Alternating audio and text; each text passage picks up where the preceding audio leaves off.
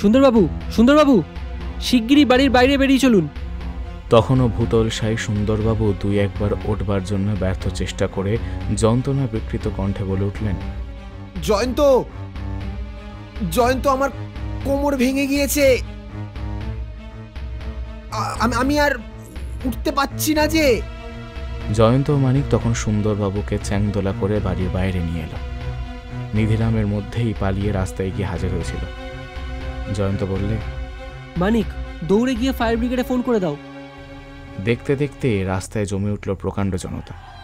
এমন হইচই শুরু হয়ে গেল যে কান পাতা দেয়। ছুটোছুটি, হুড়োহুড়ি, ঠেলাঠেলি। সকলের ইচ্ছা আরও কাছে আসে, কিন্তু আগুনের তাতে আরও কাছে আসা অসম্ভব। ফোন করে এসে মানিক হাঁপাতে হাঁপাতে বললে, ভাই জয়ন্ত, ব্যাপার দেখে হতভম্ব হয়ে গিয়েছি। কেমন করে হলো কিছুই বুঝতে পারছি না।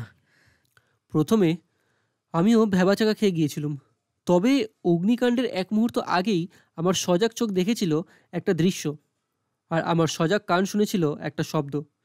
সঙ্গে সঙ্গে আমিও সাবধান হতে পেরেছিলাম, নইলে এতক্ষণে আমরা কেউই প্রাণে বাঁচতাম না। আমি দেখতে কিছুই পাইনি, তবে একটা শব্দ শুনেছিলাম বটে। কীরকম শব্দ? কাচের কোনো জিনিস ভাঙার শব্দ। ঠিক, কিন্তু তুমি কিছুই দেখতে পাওনি না মানিক? এতেই বোঝা যাচ্ছে আমার সঙ্গে সঙ্গে থেকেও তুমি এখনো পুরোপুরি গোয়েন্দা হতে পারোনি। আদর্শ গোয়েন্দার প্রধান কর্তব্য হচ্ছে সর্বদা সর্বদিকে পঞ্চ ইন্দ্রিয় সতর্ক বা জাগ্রত রাখা। আমি কি দেখেছিলুম জানো? বলো। গল্প শোনার আগে বলে রাখি, অনুগ্রহ করে পাইরেসি থেকে বিরত থাকুন। অবৈধভাবে শেয়ার বা ডাউনলোড করলে আইনানুগ ব্যবস্থা নেওয়া হতে পারে।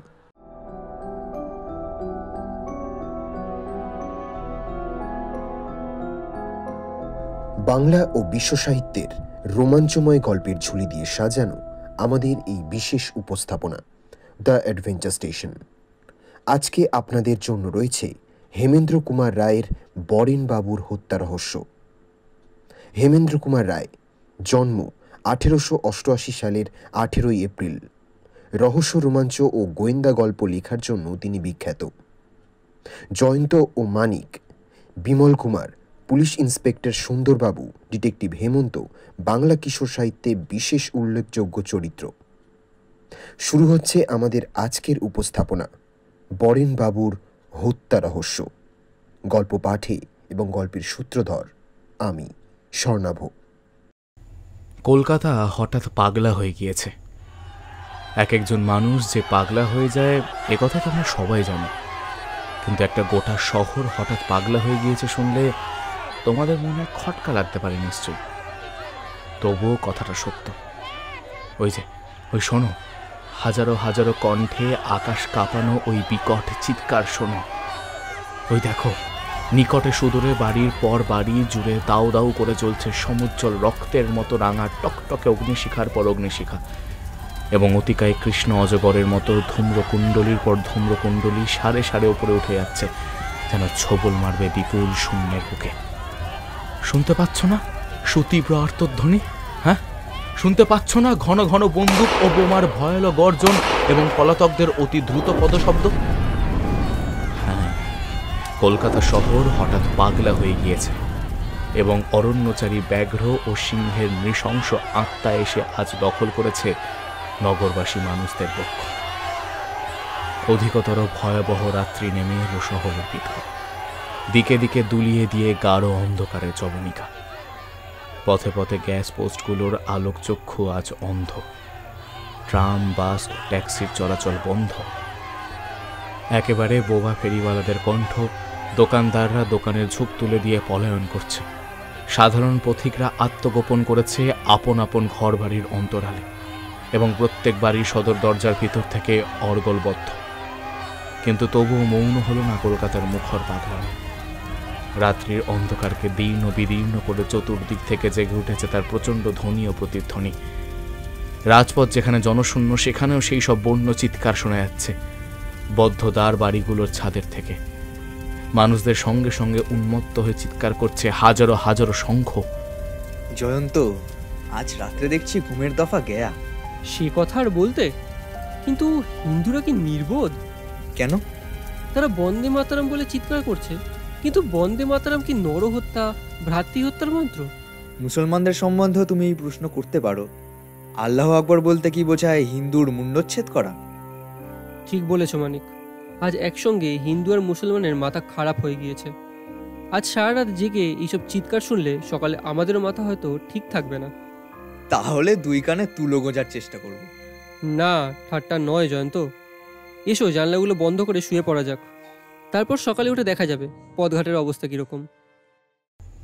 জয়ন্ত ও মানিক সকালবেলায় যখন বাড়ির বাইরে গিয়ে দাঁড়ালো, তখন রাত্রের সেই ভয়ঙ্কর ও পৈশাচিক গণ্ডগোল বোধ করি শান্ত হয়ে এসেছে। মাঝে মাঝে দু চারজন এখনও জয় হিন্দ প্রভৃতি বলার চেষ্টা করছে বটে, কিন্তু কণ্ঠস্বরগুলো যথেষ্ট কাহিল হয়ে পড়েছে, তাই তো বলে মনে হচ্ছে। তবে তরুণ সূর্যের সোনালি হাসির ভিতরেও চারিদিকে বিরাজ করছে কেমন একটা থমথমে অপার্থিব ভাব। আগে প্রতিদিনই যারা নরহত্যা করবার ব্রত নিয়ে জনবহুল পথে পথে দিক বিদিক জ্ঞান হারার মতো ছুটোছুটি করে বেড়াতো, সেই ট্রাম, বাস, ট্যাক্সির দল এখনও সাহস সঞ্চয় করে আত্মপ্রকাশ করতে পারেনি। যে দু একখানা মোটর দেখা যাচ্ছে, তা হয় ডাক্তার মার্কার আশ্রয় নিয়েছে, নয় বহন করছে পুলিশের লাল পাগড়িওয়ালাদের।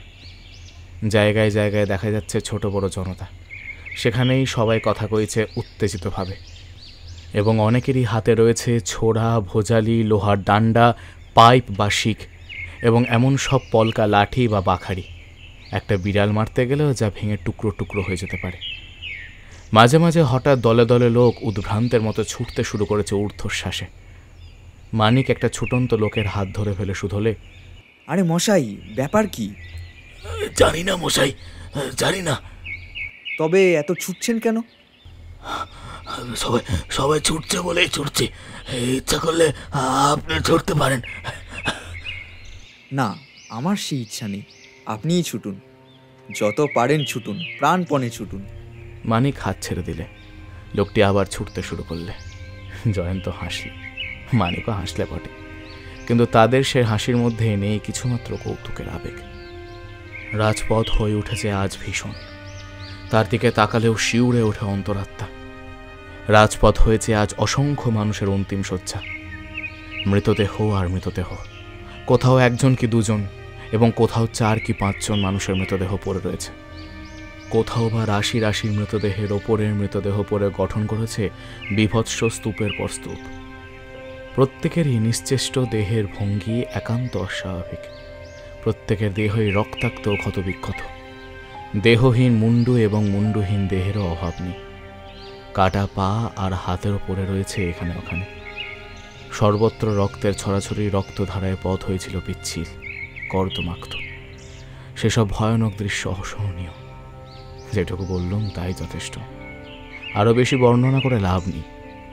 মানুষের প্রতি মানুষ যে কত নিষ্ঠুর হতে পারে, কলকাতার রাজপথে পাওয়া যায় তারই জ্বলন্ত প্রমাণ। হঠাৎ মানিক সচকিত কণ্ঠে বলে উঠল, জয়ন্ত, দাঁড়াও। কি হয়েছে মানিক?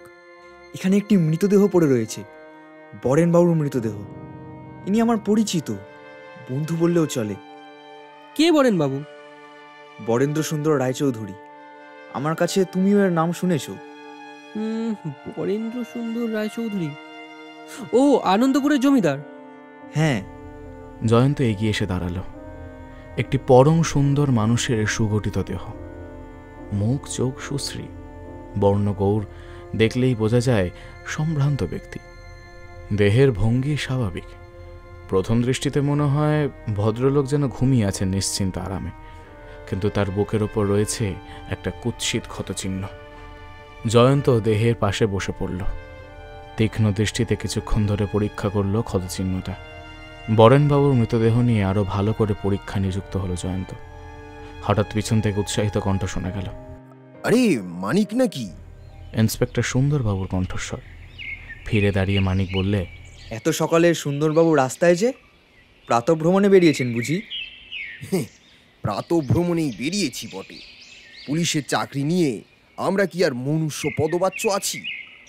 আমরা শকুনি, হে শকুনি, যেখানে মরা সেখানেই আমরা। রাজপথ হয়েছে আজ মরকের বিছানা, আমরা কি এখানে না এসে থাকতে পারি? আরে কে ও?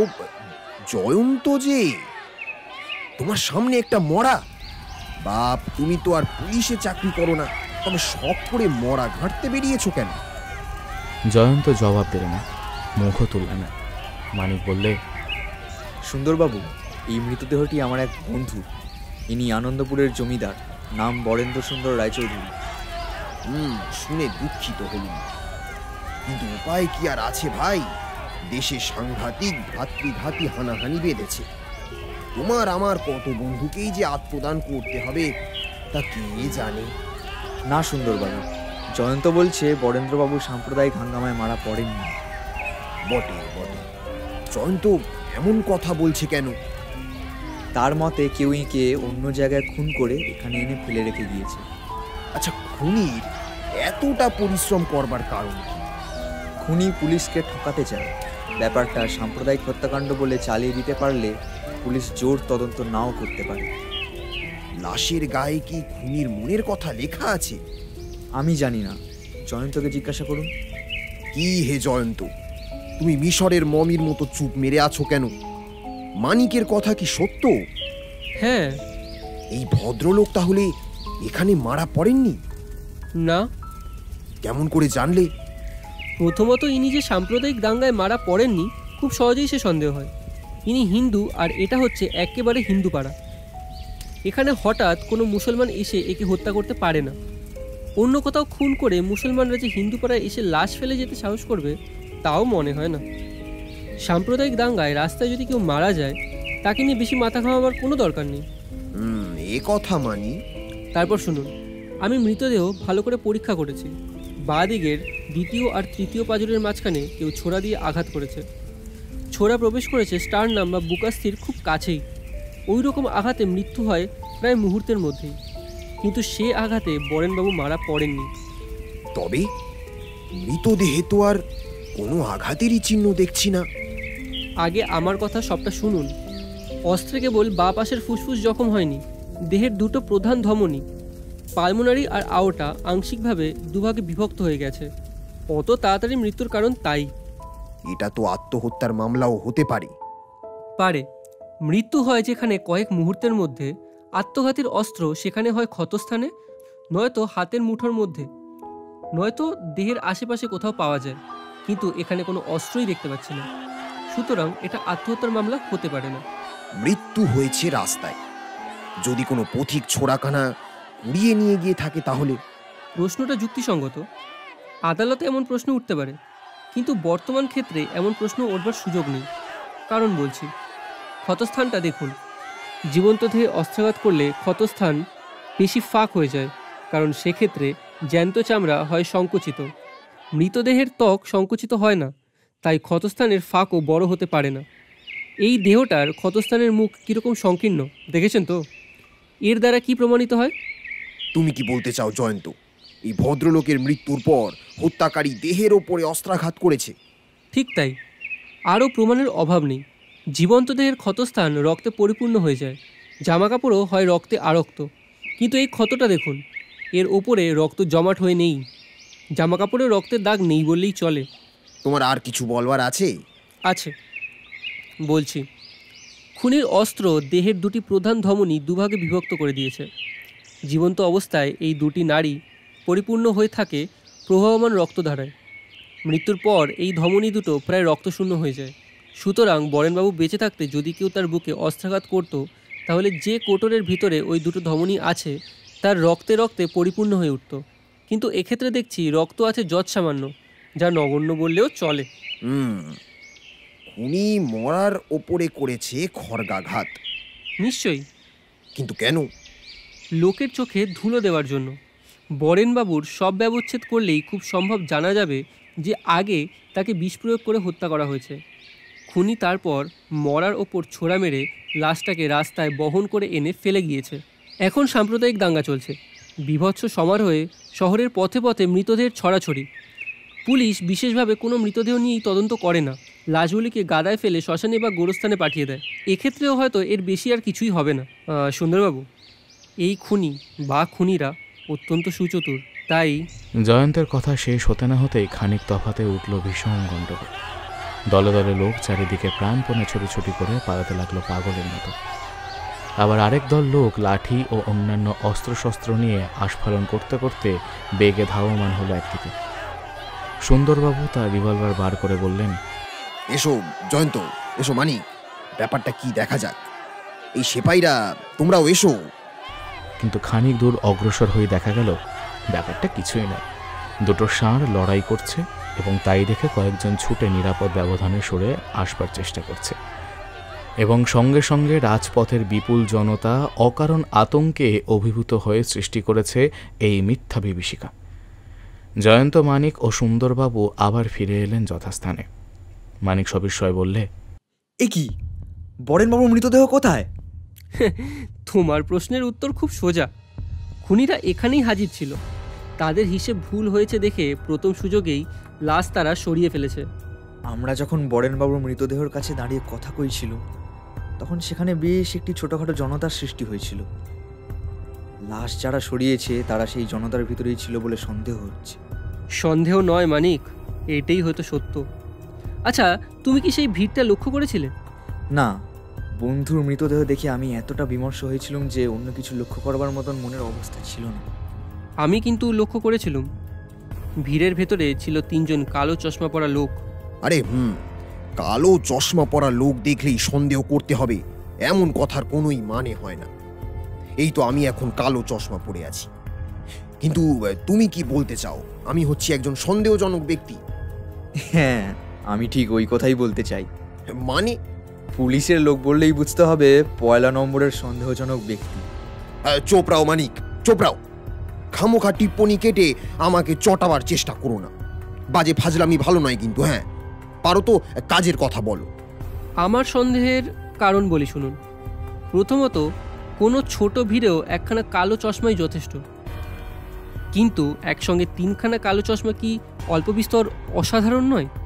দ্বিতীয়ত, ওই 3 জন কালো চশমা পরা লোকেরই সাজ ছিল একরকম খাঁটি শার্ট, হাফ প্যান্ট আর বুট জুতো। দেখলেই মনে হয় যেন তারা ফৌজের সেপাই। এটাও আমি লক্ষ্য করেছিলাম যে তাদের একজন হচ্ছে অতিরিক্ত ঢ্যাঙা আর অতিরিক্ত রোগা। তার মাথার চুল বেশ লম্বা, প্রায় কাঁধ পর্যন্ত এসে পড়েছিল। সব দেহ পরীক্ষা করতে করতেও তুমি এত ব্যাপার লক্ষ্য করেছিলে? তাকে দেখলে আবার চিনতে পারবে? নিশ্চয়ই পারবো। তুমি কি জানো না মানিক, সত্যিকারের গোয়েন্দাদের থাকে সেই রকম চক্ষু, ইংরেজিতে যা ক্যামেরা আই নামে বিখ্যাত। এরকম চোখে পড়ে যে কোনো দৃশ্য তা চিরস্থায়ী হয়ে যায়। ওসব চোখ টোকের কথা এখন থাক না বাপু। আমার কথা হচ্ছে এই অদ্ভুত লাশ চুরির অর্থটা কি? অর্থ খুবই স্পষ্ট। অপরাধীরা ভেবেছিল এই ব্যাপারটাকে সাম্প্রদায়িক খুনের মামলা বলে চালিয়ে দেবে। শেষ পর্যন্ত কোথাকার জল কোথায় গিয়ে গড়ায় তা দেখবার জন্য তারা এখানে অপেক্ষা করছিল। তারা দেখলো আমি তাদের অতি চালাকি ধরে ফেলেছি। সুতরাং লাশ যে শবব্যবচ্ছেদগারে পাঠানো হবে আর পুলিশ যে শবব্যবচ্ছেদগারের রিপোর্ট পেয়ে মামলার ভার গ্রহণ করবে, এটাও বুঝতে তাদের বিলম্ব হয়নি। সব ব্যবচ্ছেদাগারের রিপোর্টে কি থাকতো?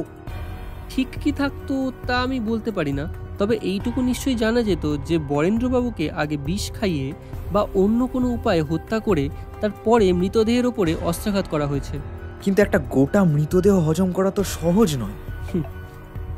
এই দাঙ্গার বাজারে সবই সহজ, কিন্তু আপাতত ওসব কথা থাক।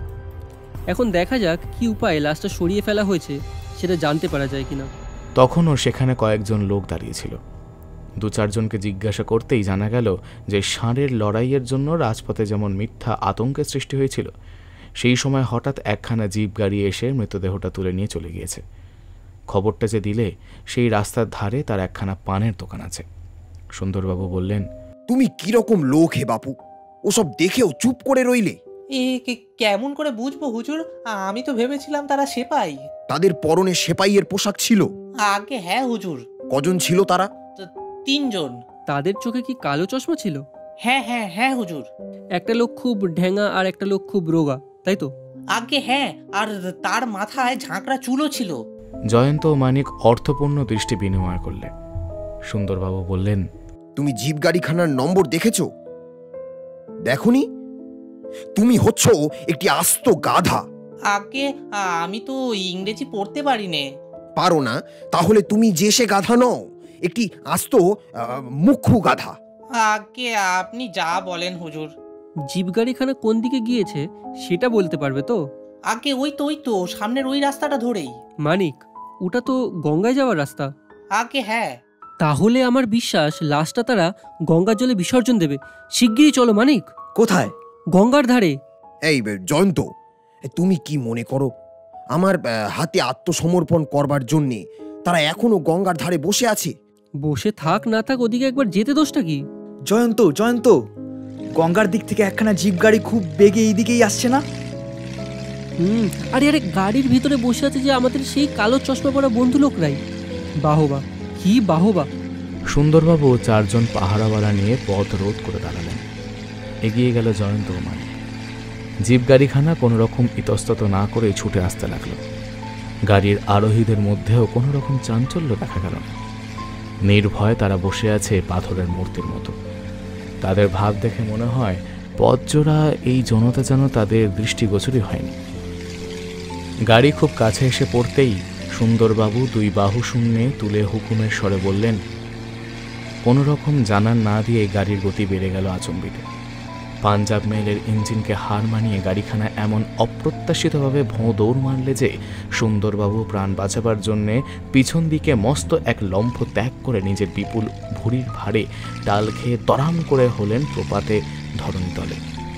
জয়ন্ত, মানিক ও অন্যান্য লোকেরাও কোনো গতিকে গাড়ি চাপা পড়তে পড়তে বেঁচে গেল এই যাত্রায়।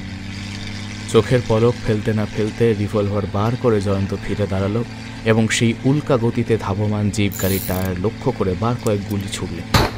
কিন্তু জিপখানা এর মধ্যেই রিভলভারের নাগালের বাইরে গিয়ে পড়েছে এবং পর মুহূর্তেই মোড় ফিরে চলে গেল একেবারে চোখের আড়ালে। আমি কিন্তু গাড়িটার নম্বর দেখে নিয়েছি। নম্বর হয়তো কোনো কাজেই লাগবে না, খুব সম্ভব ওরা আসল নাম্বার ব্যবহার করেন। সুন্দরবাবু তখন উঠে পাথরের উপরে 2 পা ছড়িয়ে বসে আছেন। সুন্দরবাবু, আপনার পক্ষে মাথার চেয়ে প্রয়োজনীয় হচ্ছে আপনার স্ফীতদরটি। মাথা ফাটলেও আপনি পটল তুলবেন না, কিন্তু ভুঁড়ি ফেসে গেলে একেবারেই সর্বনাশ। দেখুন দেখুন, সর্বাগ্রে ভুঁড়িটা পরীক্ষা করে দেখুন। থামো হে ফাজিল, থামো। আমার ভুঁড়ির ভাবনা ভেবে তোমাকে আর মস্তক ব্যথিত করতে হবে না। নিজের চরকায় তেল দাও। চরকা? আমার চরকা নেই। আমি গান্ধীজিকে মানি বটে, কিন্তু তার চরকা মানি না। তা মানবে কেন? তোমরা আজকালকার ছেলেরা যে কমিউনিস্ট। কমিউনিস্ট কাদের বলে সুন্দরবাবু? আমাদের নেতাদের বক্তৃতা শুনলে সন্দেহ হয় আগেকার টেররিস্টরাই এখন হয়ে দাঁড়িয়েছে কমিউনিস্ট। এ কথা কি সত্য? যাও ছোকরা যাও, মরছি নিজের গায়ের ব্যথায়। উফ, আর এখন উনি এলেন কিনা রাজনীতি নিয়ে আলোচনা করতে। বলতে বলতে উঠে দাঁড়ালেন সুন্দরবাবু। মানিক, বাজে কথা ছাড়ো, আমার কথার জবাব দাও। তুমি বরেনবাবুর বাড়ি চেনো? নিশ্চয়ই চিনি, তিনি যে আমার বন্ধু। চন্দ্রকান্ত রোডে জায়গা কিনে তিনি নতুন একখানা বাড়ি তৈরি করছিলেন। বাড়িখানার কেবল একতলাই বাসযোগ্য হয়েছে। যুদ্ধের বাজারে মালপত্র দুষ্প্রাপ্য হওয়াতে দোতলা আর তেতলা এখনও সম্পূর্ণ হয়নি। বরেনবাবু আপাতত একতলাতেই বাস করতেন। তার পরিবারবর্গ আছেন? আছেন বই কি, কিন্তু অসম্পূর্ণ বাড়িতে স্থানাভাব বলে তারা এখন দেশে আছেন। তাহলে কলকাতার এই বাড়িতে বরেনবাবু একাই থাকতেন? না, ঠিক একলা নয়। ঠিকে ঝি আর 5 কাজকর্ম সেরে চলে যেত। বাড়িতে সর্বদাই থাকতো নিধিরাম। সে বরেনবাবুর পুরনো বেয়ারা, খুব বিশ্বাসী। বরেনবাবু কি বেশ বড় জমিদার? খুব বড় নন, খুব ছোটও নন, মাঝারি। তার আয় কত জানো? ঠিক জানি না, তবে লোকের মুখে শুনেছি তার মাসিক আয় বোধ হয় 1,006 টাকার কম ছিল না। আচ্ছা, বরেনবাবু সম্বন্ধে বাকি কথা পরে জানলেও চলবে। আপাতত আর সময় নষ্ট করে লাভ নেই। আমাকে বরেনবাবুর বাড়িতে নিয়ে চলো। সুন্দরবাবু, আমাদের সঙ্গে আসবেন নাকি? আছাড় খেয়ে বেদম হয়ে পড়েছি। এটা আমার মামলা নয়, যাবার খুব একটা ইচ্ছা নেই। তবে তুমি যখন বলছো। সকলে পা চালিয়ে দিলে। সেখান থেকে চন্দ্রকান্ত রোড বেশি দূর নয়। বরেনবাবুর নবনির্মিত অসম্পূর্ণ বাড়ি। একতলার কোনো কাজ বাকি নেই, এমনকি সারসি খড়খড়িতে রং পর্যন্ত লাগানো হয়েছে। দ্বিতলে ইট চুন সুরকির কাজ শেষ হয়েছে বটে, তবে রং মিস্ত্রি এখনও সেখানে হস্তাপন করেনি। কিন্তু ত্রিতলের অধিকাংশ কাজই অসমাপ্ত। বাড়ির সুমুখে নিচে থেকে ত্রিতল পর্যন্ত দাঁড় করানো রয়েছে বাঁশের ভাড়া। সদর দরজার কাছে দাঁড়িয়ে মানিক হাঁকলে, নিধিরাম, ও নিধিরাম! একজন মাঝবয়সী লোক বাইরে বেরিয়ে এসে দাঁড়ালো। রং প্রায় কালো, হৃষ্টপুষ্ট গরম, খালি গা খালি পা, কিন্তু তার মুখের ভাব দুশ্চিন্তাগ্রস্ত। মানিককে দেখেই সে ব্যগ্রভাবে বললে, মানিকবাবু এসেছেন? আপনি বলতে পারেন আমাদের বাবু কোথায় আছেন? ব্যস্ত হও না নিধিরাম, সব কথা পরে বলছি। আগে তুমি সব কথা বলো দেখি। নিধিরাম প্রথমে পাহারাওয়ালাদের দিকে সন্দেহপূর্ণ দৃষ্টি নিক্ষেপ করলে, তারপর বললে, কাল রাত 10টার পর খাওয়া দাওয়া সেরে বাবু তার ঘরের ভিতরে শুতে যান। আমিও খেয়ে দিয়ে শুয়ে পড়ি। তারপর আজ ভোরে উঠে এসে দেখি বাবুর ঘরের দরজা খোলা, বাবুও ঘরের ভিতরে নেই। কিন্তু বাবু তো বেলা 8টার আগে বিছানা ছেড়ে ওঠেন না। আজ এত সকালে তার ঘুম ভেঙেছে দেখে অবাক হয়ে গেলুম। সদর দরজাটাও খোলা দেখে বুঝলুম নিশ্চয়ই তিনি বাড়ির বাইরে বেরিয়ে গিয়েছেন। কিন্তু মানিকবাবু, এখন বেলা 12টা বেজে গিয়েছে, এখনও বাবু বাড়িতে ফিরে আসেননি। আপনি কি বাবুর কোনো খবর জানেন? আপনার সঙ্গে পুলিশ কেন? বাবু কি কোনো বিপদে পড়েছেন? সেসব কথা পরে হবে নিধিরাম, এখন বাবুর শোবার ঘরে আমাদের নিয়ে চলো দেখি। নিধিরাম রাস্তার ধারের একখানা ঘরের দিকে অঙ্গুলি নির্দেশ করে বললে, বাড়ির ওপরটা তো এখনও তৈরি হয়নি, বাবু তাই বৈঠকখানাতেই শুয়ে রাত কাটিয়ে দেন। বেশ, তাহলে ওই ঘরখানাই আমরা দেখতে চাই। নিধিরামের পিছনে পিছনে সকলে সদর দরজা দিয়ে বাড়িতে ঢুকে বৈঠকখানার ভিতরে প্রবেশ করলে। বেশ বড়সড় ঘর, মেঝের ওপর কার্পেট পাতা, দিকে দিকে টেবিল, চেয়ার, সোফা, কোচ। এছাড়াও রয়েছে দুটো কেতাবের আলমারি, দুদিকের দেয়ালের গায়ে দুখানা ফ্রেম বাঁধানো বড় আয়না। ঘরের এক কোণে একখানা ক্যাম্প খাট পাতা। জয়ন্ত শুধলে, তোমার বাবু কি খাটে শুতেন? আগে হ্যাঁ। জয়ন্ত পায়ে পায়ে এগিয়ে চলল সেই দিকে। আকস্মাৎ সকলকে চমকে দিয়ে ঘরের ভিতর দুম করে একটা অদ্ভুত শব্দ হল, এবং সঙ্গে সঙ্গে এখানে ওখানে দেখা গেল অভাবিত অগ্নিশিখার আরক্ত নৃত্য। প্রথমে দাঁড়িয়েই ছিল জয়ন্ত, তার পিছনে নিধিরাম এবং তার পিছনে একসঙ্গে সুন্দরবাবু ও মানিক। বিদ্যুৎ বেগে ফিরে দাঁড়িয়ে জয়ন্ত তার বলিষ্ঠ বাহুর দ্বারা প্রায় একসঙ্গেই তাদের তিনজনকে মারলে এমন প্রচণ্ড ধাক্কা যে ঘরের দরজার ভিতর দিয়ে ঠিকরে তারা হুড়মুড় করে একেবারে বাইরে গিয়ে আছাড় খেয়ে পড়ল। পড়তে পড়তেই মানিকের সচকিত দৃষ্টি দেখলেন তার পাশে শূন্য পথ এসে হাজির হলো জয়ন্তের দেহ। মাটিতে পড়ে জয়ন্ত ও মানিক আবার দাঁড়িয়ে উঠল চোখের নিমেষে। বরেনবাবুর বৈঠকখানার ভিতরটা তখন পরিণত হয়েছে একটা বিশাল চুল্লিতে। হু হু রাঙা আগুন এবং কালো কুচকুচে ধোঁয়া ঘরের ভিতরটা একেবারে আচ্ছন্ন করে ফেলেছে, এবং দরজা জানলার ভিতর দিয়েও বাইরে বেরিয়ে আসছে করুদ্ধ লকলকে অগ্নিশিখার বড় অগ্নিশিখা, ধোঁয়া কুণ্ডলীর পর ধোঁয়া কুণ্ডলী। চারিদিকে এমন ভীষণ উত্তাপ যে সেই ভয়াবহ অগ্নিগৃহের বাইরে থেকেও সকলের দেহ যেন পুড়ে ঝলসে যাওয়ার মতো। সুন্দরবাবু, সুন্দরবাবু, শিগগিরই বাড়ির বাইরে বেরিয়ে চলুন। তখনও ভূতলসায়ী সুন্দরবাবু দুই একবার ওঠবার জন্য ব্যর্থ চেষ্টা করে যন্ত্রণা বিকৃত কণ্ঠে বলে উঠলেন, জয়ন্ত, জয়ন্ত, আমার কোমর ভেঙে গিয়েছে, আমি আর উঠতে পারছি না যে। জয়ন্ত ও মানিক তখন সুন্দরবাবুকে চ্যাংদোলা করে বাড়ির বাইরে নিয়ে এলো। নিধিরামের মধ্যেই পালিয়ে রাস্তায় গিয়ে হাজির হয়েছিল। জয়ন্ত বললে, মানিক, দৌড়ে গিয়ে ফায়ার ব্রিগেডে ফোন করে দাও। দেখতে দেখতে রাস্তায় জমে উঠল প্রকাণ্ড জনতা। এমন হইচই শুরু হয়ে গেল যে কান পাতা দেয়। ছুটোছুটি, হুড়োহুড়ি, ঠেলাঠেলি। সকলের ইচ্ছা আরও কাছে আসে, কিন্তু আগুনের তাতে আরও কাছে আসা অসম্ভব। ফোন করে এসে মানিক হাঁপাতে হাঁপাতে বললে, ভাই জয়ন্ত, ব্যাপার দেখে হতভম্ব হয়ে গিয়েছি। কেমন করে হলো কিছুই বুঝতে পারছি না। প্রথমে আমিও ভ্যাবাচাকা খেয়ে গিয়েছিলাম, তবে অগ্নিকাণ্ডের এক মুহূর্ত আগেই আমার সজাগ চোখ দেখেছিল একটা দৃশ্য, আর আমার সজাগ কান শুনেছিল একটা শব্দ। সঙ্গে সঙ্গে আমিও সাবধান হতে পেরেছিলাম, নইলে এতক্ষণে আমরা কেউই প্রাণে বাঁচতাম না। আমি দেখতে কিছুই পাইনি, তবে একটা শব্দ শুনেছিলাম বটে। কীরকম শব্দ? কাঁচের কোনো জিনিস ভাঙার শব্দ। ঠিক, কিন্তু তুমি কিছুই দেখতে পাওনি না মানিক? এতেই বোঝা যাচ্ছে আমার সঙ্গে সঙ্গে থেকেও তুমি এখনও পুরোপুরি গোয়েন্দা হতে পারোনি। আদর্শ গোয়েন্দার প্রধান কর্তব্য হচ্ছে সর্বদা সর্বদিকে পঞ্চ ইন্দ্রিয় সতর্ক বা জাগ্রত রাখা। আমি কি দেখেছিলুম জানো? বলো। অতর্কিতে একটা মূর্তি দরজার সামনে আবির্ভূত হলো। সেই কালো চশমা আর খাঁকি পোশাক পরা মূর্তি। পর মুহূর্তেই সে একটা কাঁচের জাগ সজোরে ঘরের ভিতরে নিক্ষেপ করলে। জাগটার মুখের কাছটা জ্বলন্ত ছিল। জ্বলন্ত কাচের জাগ? হ্যাঁ। আচ্ছা মানিক, তুমি কোনো গন্ধও পাওনি না? গন্ধ পাবার সময় দিলে কই? যে হাড় ভাঙা ধাক্কা মেরেছিলে। ধাক্কা মারলে তোমরা যে আর বাঁচতে না ভাই। কিন্তু গন্ধের কথা কি বলছো? আমি একটা গন্ধ পেয়েছি, গ্যাসোলিনের গন্ধ। মানিক কি জিজ্ঞাসা করতে যাচ্ছিল, এমন সময় ফায়ার ব্রিগেডের গাড়ি এসে পড়ল।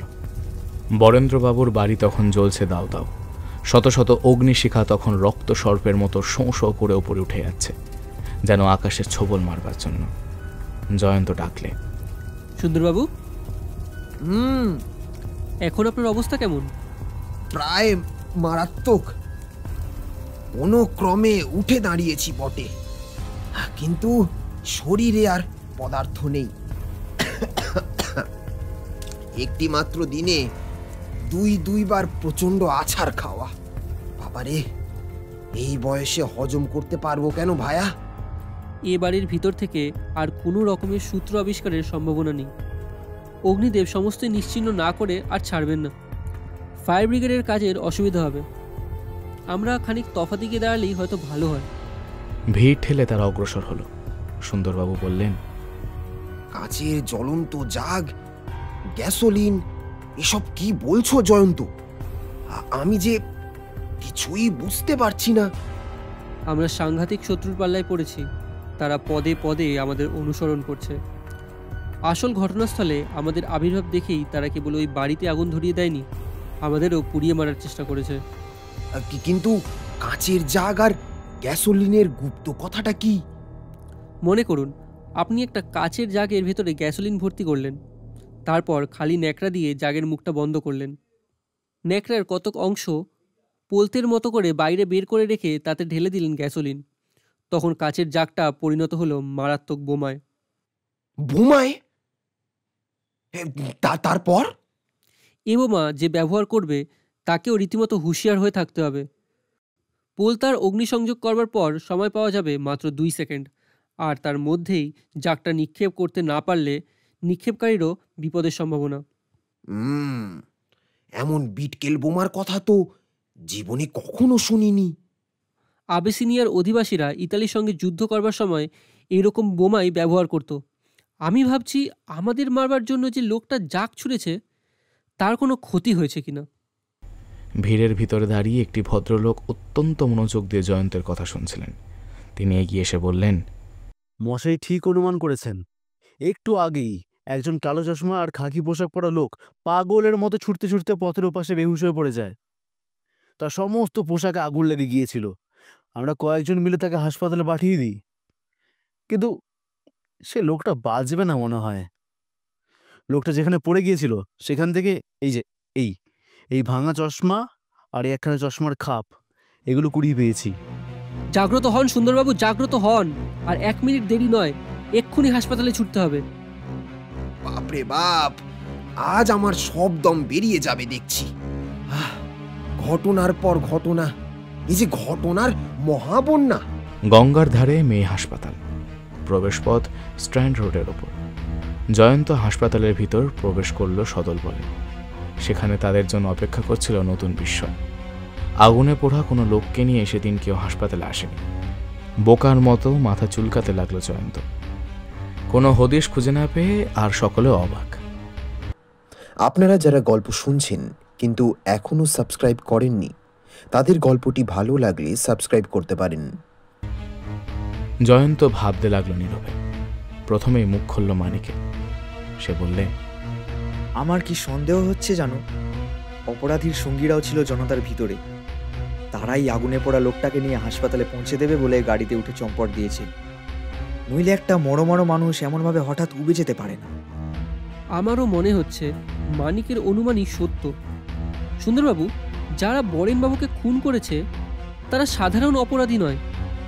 এমন করে বারবার আমাদের চোখে ধুলো দেওয়ার শক্তি যার তার হয় না। এই মামলাটার কিনারা করতে হলে আমাদের অনেক কাঠখড় পোড়াতে হবে দেখছি। কাঠি বলো আর খড়ই বলো, আজকে আমি আর কোনো কিছুই পোড়াতে রাজি নই বাবা। আমার গোটা দেহটাই পাকা ফোঁড়ার মতো টনটন করছে। এই আমি সবেগে ধাবমান হলুম নিজের বাসার দিকে। এখন সামনে চীনের প্রাচীর থাকলেও আমার গতিরোধ করতে পারবে না। একটু দাঁড়ান সুন্দরবাবু, একটা কথা। এখনো কথা? সকাল থেকে এত ঝুড়ি ঝুড়ি কথা কয়েও তোমার আশ মিটলো না? আরও একটা কথা আছে। কি কথা বলো তো? কলকাতার শ্মশান আছে 3টে, কাশীমিত্রের ঘাট, নিমতলা আর কেওড়াতলা। এটা তোমার আবিষ্কার নয়, এ কথা সবাই জানে। শুনেছেন তো যে লোকটা আজ আগুনে পুড়েছে তার বাঁচবার সম্ভাবনা কম। যদি সে মারা পড়ে তার দেহ যে কোনো একটা শ্মশানে নিয়ে যেতেই পারে। ওই 3টে শ্মশানে পাহারার ব্যবস্থা করলে ভালো হয়। দেখা যাবে। আর কোনো কথা নেই তো? আর কোনো কথাই আমি শুনবো না কিন্তু। না সুন্দরবাবু, আপাতত আমার কথা ফুরোলো। সুন্দরবাবুর প্রস্থান। জয়ন্ত ও মানিক বাড়ির পথ ধরলে। সেই দিনেই বিকেলের পর জয়ন্তের বাড়ির একটি ঘর। চায়ের পেয়ালা খালি করে জয়ন্ত বলল, মানিক, এবারের মামলাটা আমি ঠিক বুঝে উঠতে পারছি না। কেন? কারণ প্রথমত ঘটনাস্থল থেকে কোনো সূত্রই আবিষ্কার করার সুযোগ আমরা পাইনি। দ্বিতীয়ত কোনো একটা উদ্দেশ্যে বরেনবাবুকে খুন করা হয়েছে। তুমি কি তার কোনো শত্রুর কথা জানো? না। উদ্দেশ্যহীন হত্যা করে কেবল পাগল। কিন্তু আজ আমরা যাদের পাল্লায় পড়েছিলুম তারা যে পাগল নয় সে পরিচয় পেয়েছি পদে পদে। না, পাগল একদমই নয়। তারা অতি সুচতুর ব্যক্তি। কিন্তু কেন তারা বরেনবাবুকে খুন করলো? আমি কেমন করে বলবো? তুমি বরেনবাবুর পরিবারবর্গের কথা বলেছিলে, তাদের কথা আরো ভালো করে বলো দেখি। বরেনবাবুর 2 বিবাহ। প্রথম স্ত্রীর মৃত্যুর পর আবার তিনি বিবাহ করেন। তার কোনো স্ত্রীরই সন্তান হয়নি। মানিক, বরেনবাবুর মাসিক আয় ছিল 6,000, অর্থাৎ বছরে 72,000 টাকা। খুব সামান্য টাকা নয়। এর চেয়ে ঢের ঢের কম টাকার জন্য পৃথিবীতে অনেক নরহত্যা আর রক্তপাত হয়েছে। তুমি কি মনে করো সম্পত্তির লোভেই কেউ বরেনবাবুকে খুন করেছে? আপাতত আমি কিছুই মনে করি না। গোড়া থেকেই অন্ধের মতো যে কোনো একটা সন্দেহের পিছনে ছোটাছুটি করা আমার স্বভাব নয়। এখন আমার মন হচ্ছে নতুন খাতার মতো, যার ওপরে সন্দেহজনক একটি লাইনও লেখা হয়নি। যাক সে কথা, বলো দেখি মানিক, বরেনবাবুর অবর্তমানে তার সম্পত্তির উত্তরাধিকারী কে হবে? খুব সম্ভব তার ছোট ভাই। বরেনবাবুর আর কোনো আত্মীয় নেই? আছেন 2 বোন, একজন সধবা একজন বিধবা। তারা দুজনেই থাকেন শ্বশুর বাড়িতে। বরেনবাবুর ছোট ভাইয়ের নাম কি? নরেন্দ্রনাথ রায়চৌধুরী। বরেনবাবুর পৈতৃক সম্পত্তির বাকি অর্ধাংশ উত্তরাধিকার সূত্রে তিনিও পেয়েছিলেন। নরেনবাবুর বয়স কত? 30-এর বেশি হবে না। স্বভাব চরিত্র? যতদূর জানি আর সব দিক দিয়ে ভালোই। অত্যন্ত সরল, সজ্জন, নম্র, বিনয়ী, পরোপকারী। কিন্তু থামলে কেন? কিন্তু কি? ভীষণ তার ঘোড়দৌড়ের নেশা। অধিকাংশ সম্পত্তি তিনি খুইয়েছেন ঘোড়ার পিছনেই। আগে তার নিজেরও রেসের ঘোড়া ছিল। আমি নরেনবাবুর সঙ্গে আলাপ করতে চাই। তিনি এখন দেশে আছেন। দাদার মৃত্যুর খবর পেলেই নিশ্চয়ই তিনি কলকাতায় আসবেন। হ্যাঁ, তাঁদের 2 ভাইয়ের ভিতর অত্যন্ত সদ্ভাব ছিল। দুজনেই দুজনকে ভালোবাসতেন। আজ থাকে প্রসঙ্গ। এখন অন্য একটা দরকারি কথা শোনো। বলো। যে লোকটা কাচের জ্বলন্ত জাগ ছুঁড়েছিল তার ভাঙা চশমা আর চশমার খাপখানা আমার হস্তগত হয়েছে, জানো তো? চশমার খাপের ভিতরে এক টুকরো চিঠি পেয়েছি। এই নাও, তুমিও পড়ো। কাগজের ভাঁজ খুলে মানিক পড়ল। বিজয়, আজ রাত 10টার সময় 10 নম্বর রামবাবুর লেনে আমার সঙ্গে দেখা করতে ভুলো না। রামবাবুর লেন কোথায়? বেহালায়। চিঠির তারিখ দেখেছো? বিজয়ের আজই রামবাবুর লেনে যাওয়ার কথা। চিঠি যে লিখেছে তার নাম নেই। নামটা আমাদেরই আজ আবিষ্কার করতে হবে। অর্থাৎ বিজয় এখন কুপোকাত। সুতরাং তার বদলে আমরা দুজনে আজ সন্ধ্যার পরেই রামবাবুর লেনে যাত্রা করব। কেমন, রাজি? নিশ্চয়, কিন্তু হুঁশিয়ার, সঙ্গে রিভলভার আনতে ভুলো না যেন। সন্ধ্যা এবং রাত্রি সন্ধিক্ষণ। কৃষ্ণপক্ষের একটি রাত। প্রথম দিকে খানিকটা ভাঙা চাঁদের আলো ছিল বটে, কিন্তু তারপরের পৃথিবী ছেয়ে গেল অন্ধকারে। জয়ন্ত কিছুক্ষণ খোঁজাখুঁজির পর আবিষ্কার করলে রামবাবুর লেনের 10 নম্বরকে। খুব সম্ভবত সেটা কোনো বাগান বাড়ি। চারিদিকে প্রাচীর, ফটকের রেলিংয়ের ভিতর দিয়ে ঝাপসা ঝাপসা দেখা যাচ্ছে। গাছপালার মাঝখানে একখানা বড় একতলা বাড়ি, কিন্তু ফটকে বাহির থেকে তালা দেওয়া। বাড়ির কোনো দরজা জানলার ফাঁক দিয়েও চোখে পড়ে না এতটুকু আলো রেখা। জয়ন্ত বললে, দেখে মনে হচ্ছে বাড়িখানা খালি। এখনো তো 10টা বাজতে অনেক দেরি। আপাতত আমাদের কি করা উচিত মানিক? হয় পাঁচিল টপকে ভিতরে যাওয়া, নয় রাস্তার ওপাশের গাছে চড়ে উপর থেকে চারিদিকে নজর রাখা। উত্তম, আমরা সশক্ত উপায়ই অবলম্বন করব। এসো ভায়া, খানিকক্ষণ শাখা মৃগের ভূমিকায় অভিনয় করা যাক। খানিকক্ষণ কাটল। দ্রুত বেগে অস্ত যাবার চেষ্টা করছে আজকের অনতি উজ্জ্বল চাঁদ। জয়ন্ত বললে, বাদরগুলো আমাদের সঙ্গে বন্ধুত্ব পাতালে না বটে, কিন্তু মশার দল কেমন সানন্দে ব্যান্ড বাজিয়ে আমাদের সাদর অভ্যর্থনা জানাচ্ছে দেখো। মানিক নিজের ওপরে ঘন ঘন চপেটাঘাত করে মশকদের অভ্যর্থনার উত্তর দিতে দিতে বললে, এ সময় সুন্দরবাবুর অভাব অনুভব করছি। এখানে তিনি এখন থাকলে এইসব অনাহত মশকের উদ্দেশ্যে যেসব চোখা বচন ঝাড়তেন, কোনো অভিধানেই তা খুঁজে পাওয়া যেত না। আরও কিছুক্ষণ গেল। নিচের রাস্তা দিয়ে মাঝে মাঝে লোকজন যাচ্ছে বটে, কিন্তু তাদের কেউই সেই 10 নম্বরের বাগানের দিকে ফিরেও তাকালে না। বেজে গেল রাত 10টা, চাঁদ গেল অস্ত। পৃথিবীর নাট্যশালায় নিরন্ধ্র অন্ধকারের প্রবেশ। জয়ন্ত বলল, অন্ধকার আজ আমাদের চোখ অন্ধ করতে পারবে না। বাগানবাড়ির ফটকের পাশেই একটা সরকারি আলো রয়েছে। আমাদের ফাঁকি দিয়ে কারোর পক্ষেই ফটকের ভিতরে ঢোকা সম্ভব হবে না। কিন্তু কেউ কি আজ ওই ফটক খুলতে আসবে? আমার মনে হয় বিজয়ের দুর্ঘটনার জন্য আজ ওদের আড্ডা আর বসবে না। তা অসম্ভব নয়, তবু আরও কিছুক্ষণ পাহারা দেওয়া যাক। রাত তখন 11টা বাজল। মানিক বললে, ভাই জয়ন্ত, আর নয়। খামোখা মশাদের রক্ততৃষ্ণা নিবারণ করে লাভ নেই। পুনর্বার ভূমিষ্ঠ হওয়া যাক। তথাস্তু, কিন্তু বাগানের ভিতরটায় একবার চোখ না বুলিয়ে এ স্থান আমি ত্যাগ করব না। রাস্তায় আর পথিকদের পদশব্দ নেই। বোবা ও অন্ধরাতে কালো চাদরে গা ঢাকা দিয়ে শব্দ সৃষ্টি করছে খালি পেঁচার দল। বাদুরের ডানা নাড়াও শোনা যাচ্ছে মাঝে মাঝে। জয়ন্ত ও মানিক হাজির হলো প্রাচীরের ওপারে। বাগানের ভিতরে তারা ধীরে ধীরে প্রবেশ করল।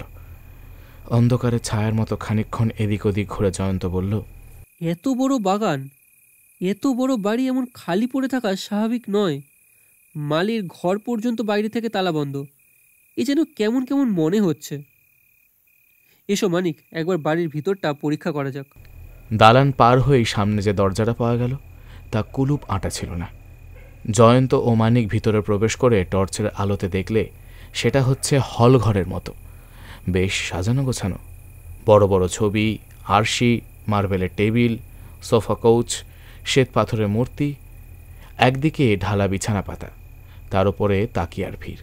এই ঘর ব্যবহার করা হয়, দরজা পর্যন্ত খোলা, অথচ বাড়িতে মানুষ নেই। খুব সন্দেহজনক। রিভলভার বার করো মানিক, রিভলভার বার করো। বাড়ির অন্য ঘরগুলো সাবধানে দেখতে হবে। আচম্বিতে সেই অন্ধকারে কোথা থেকে কেমন করে অনেকগুলো মূর্তি বাঘের মতো ঝাঁপিয়ে পড়ল জয়ন্ত ও মানিকের উপরে। এত হঠাৎ এই অভাবিত ঘটনাটা ঘটল যে তারা বাধা দেবার বা একখানা হাত তোলবার সময় পর্যন্ত পেল না।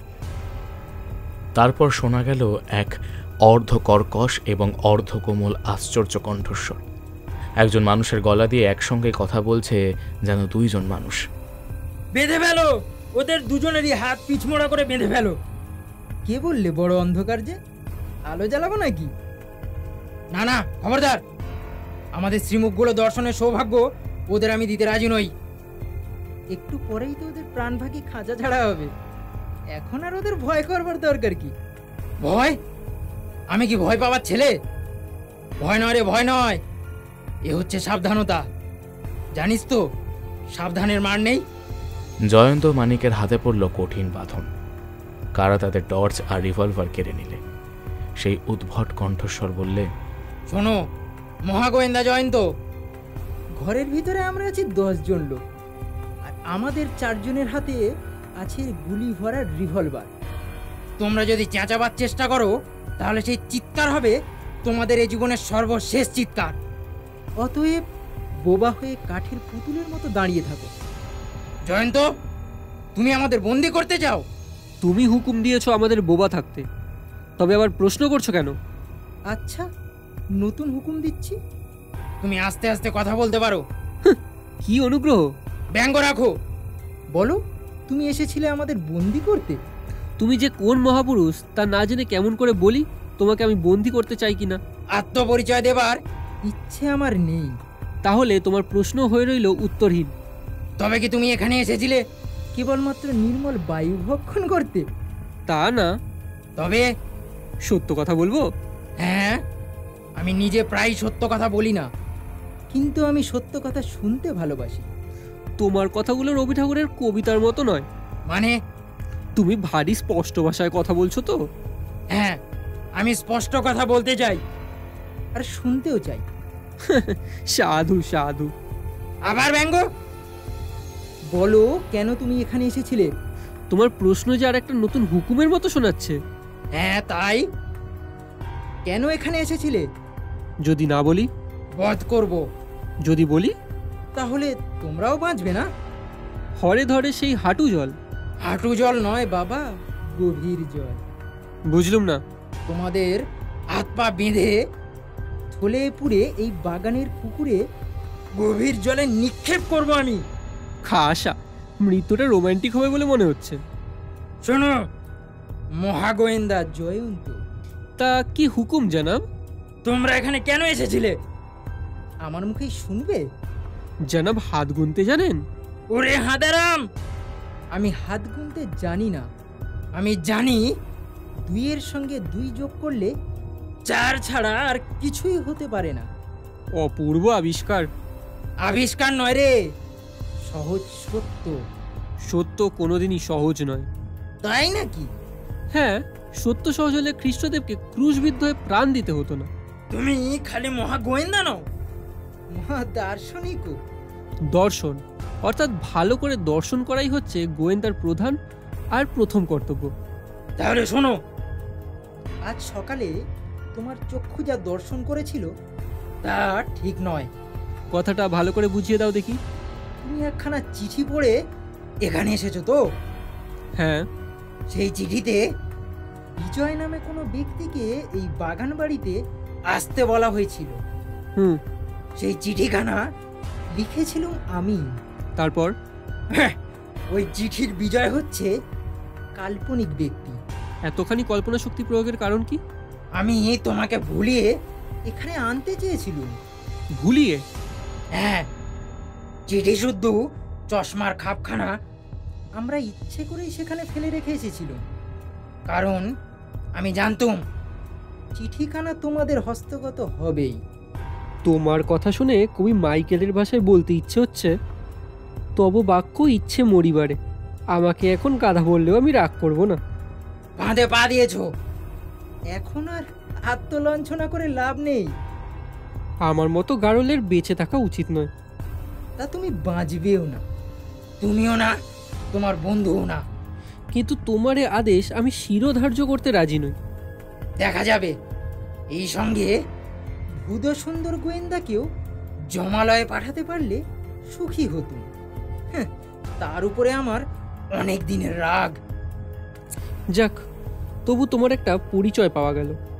সুন্দরবাবুর ওপর তোমার অনেক দিনের রাগ? তাহলে তুমি একজন পুরনো পাপী। তোমার নাম জানা আর অসম্ভব হবে না। মূর্খ, নাম জানবার সময় পাবে কখন তুমি? তুমি যে কালকের সূর্যোদয় পর্যন্ত দেখতে পাবে না। তোমার এ ধারণা ভ্রান্ত। দুরকম গলায় শোনা গেল একজনের অট্টহাস্য। তারপর হঠাৎ হাসি থামিয়ে এসে বললে,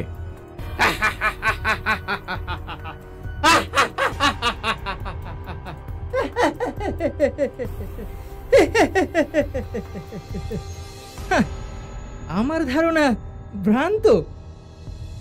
মরবার ভয়ে তোর মাথা খারাপ হয়ে গেল নাকি রে? মরবো না আমি, মরবে তুমি। আমায় কি মারবে? সুন্দরবাবু। কোথায় সে? এইখানে, এই বাগানে। আমি কি প্রলাপ শুনছি? মোটেই নয়। ওই শোনো সুন্দরবাবুর গলা। তিনি সদল বলে তোমায় গ্রেপ্তার করতে আসছেন। ওই, আমি কারোর গলা শুনছি না। সুন্দরবাবু, সুন্দরবাবু! দূর থেকে সাড়া এলো, যাচ্ছি ভাইয়া, কোনো ভয় নেই। সুন্দরবাবু শিগগিরই আসুন। আরো কাছ থেকে সাড়া এলো, এই যে আমরা এসে পড়েছি। পর মুহূর্তে দ্রুত পদশব্দ তুলে ঘরের লোকগুলো বাইরে পলায়ন করলে, দারুণ আতঙ্কে। মানিক সবিস্ময় বললে, সুন্দরবাবুকে তুমি কখন খবর দিলে? কোথায় সুন্দরবাবু? তুমি কি ভুলে গিয়েছো আমি ভেন্ট্রিলোকুইজম জানি? এদেশি ভাষায় তার একটা গালভরা নাম আছে, দুরাগত সন্ধানুকরণ বিদ্যা। দেখেছো তো ভায়া, যত সময় সব বিদ্যাই কাজে লাগে। জয়ন্তদের চায়ের আসর। তরল পানীয়ের সঙ্গে নিরেট খাবারেরও অভাব নেই। স্যান্ডউইচ, নিমকি, ডিম আর কেক। জয়ন্ত ও মানিক চায়ের সঙ্গে 2 টুকরো টোস্ট পেলেই তৃপ্ত হতো। কিন্তু এই প্রভাতী চায়ের বৈঠকটিতে প্রত্যহত অলঙ্কৃত করতেন সুন্দরবাবু। তার কথা স্বতন্ত্র। ভুড়ি ভোজন ছাড়া তার অসাধারণ উদর দেশটি পুলকিত হতে চাইত না কোনোদিন। যথাসময় সুন্দরবাবুর প্রবেশ। এসেই তিনি বলে উঠলেন, চাটা শুরু হয়ে গেছে দেখছি। যা কাজের ভিড়, ঘড়ির কাঁটা ধরে আসা অসম্ভব। সাধু সুন্দরবাবু, সাধু। কাল রাতে আমাদের জন্য অত খাটুনি খেটেও আজ সকালেই আবার কাজের ভিড়ের ভিতরে ঢুকে পড়েছেন। ধন্য আপনার কর্তব্যনিষ্ঠা। সুন্দরবাবু দস্তুর মতো ভয় করতেন মানিকের মুখরতাকে। মনে মনে সে কি নতুন দুষ্টুমির ফন্দি আঁটছে বুঝতে না পেরে তিনি বললেন, কাল রাতে আমি আবার তোমাদের জন্য কখন খেটে মরেছি? তুমি কি সকালের কথা বলছো? হ্যাঁ, কাল সকালে আমি দুবার রাম আছাড় খেয়েছি বটে। গায়ের ব্যথা এখনো মরেনি বাবা। না না, আমি কালকের রাতের কথাই বলছি। এই মানিক কি বলতে চায় জয়ন্ত? কাল রাতে আমি তো শয্যাশায়ী ছিলুম। গায়ের ব্যথা কমাবার জন্যে স্ত্রীকে বারবার ওষুধ মালিশ করে দিতে হয়েছিল। হ্যাঁ সুন্দরবাবু, কাল রাত্রে আমরা প্রাণে বেঁচেছি কেবল আপনার জন্যই। তা সে কথা পরে হলেও চলবে। আগে আপনি চা খান, চা ঠান্ডা হয়ে যাচ্ছে। হোক গে চা ঠান্ডা। তোমাদের আজব কথা শুনে এদিকে আমার মাথা গরম হয়ে উঠছে বাবু। কাল রাত্রে আমি তোমাদের প্রাণ বাঁচাবার কোনো চেষ্টাই তো করিনি। আহা, আমাদের সুন্দরবাবু কি বিনয়ী। বিনয়ের নিকুচি করেছে বাবা। ওহ, আমি হলপ করে বলতে পারি, কাল সন্ধ্যা থেকে আজ সকাল পর্যন্ত বিছানা ছেড়ে একবারও নামিনি। সুন্দরবাবু, ভয় ভয় একটা কথা বলবো। কথা আবার কি? আপনি সোমনাবুলিস্ট নন তো? মানে? আপনার নিদ্রা ভ্রমণের ব্যাধি নেই তো? ও ব্যাধি শত্রুর হোক বাবা, তোমার হলেও আমি দুঃখিত হব না। আমি কি আপনার শত্রু? মাঝে মাঝে আমার এই সন্দেহই হয়। আচ্ছা সুন্দরবাবু, আপনি কি বলতে চান? কাল রাতে বেহালার এক বাগান বাড়িতে আপনারা পাহাড়ে দিতে চাননি? অসম্ভব, মিথ্যা কথা। সেই বাগানে একদল লোকের হাতে আমরা হয়েছিলাম বন্দী। আপনি আমাদের উদ্ধার করে এনেছেন। আরব্য উপন্যাসের যে কোনো গল্প এর চেয়ে সত্য। তোমার মাথা খারাপ হয়ে গেছে মানিক। জয়ন্ত আমার সাক্ষী। সুরির সাক্ষী মাতাল। রাগ করবে না সুন্দরবাবু। আসুন, এই চেয়ারে বসুন। এই নিন স্যান্ডউইচ, এই নিন নিমকি, ডিম, কেক। এবারে খেতে খেতে চুপ করে আমার কথা শুনুন। মানিক একেবারে অমূলক কথা বলছে না। সুন্দরবাবু খাবারের থালার দিকে হাত বাড়িয়েছিলেন, কিন্তু আবার হাতখানা টেনে নিয়ে করুদ্ধ কণ্ঠে বলে উঠলেন, এই তোমারও মতে মানিক সত্য কথাই বলছে?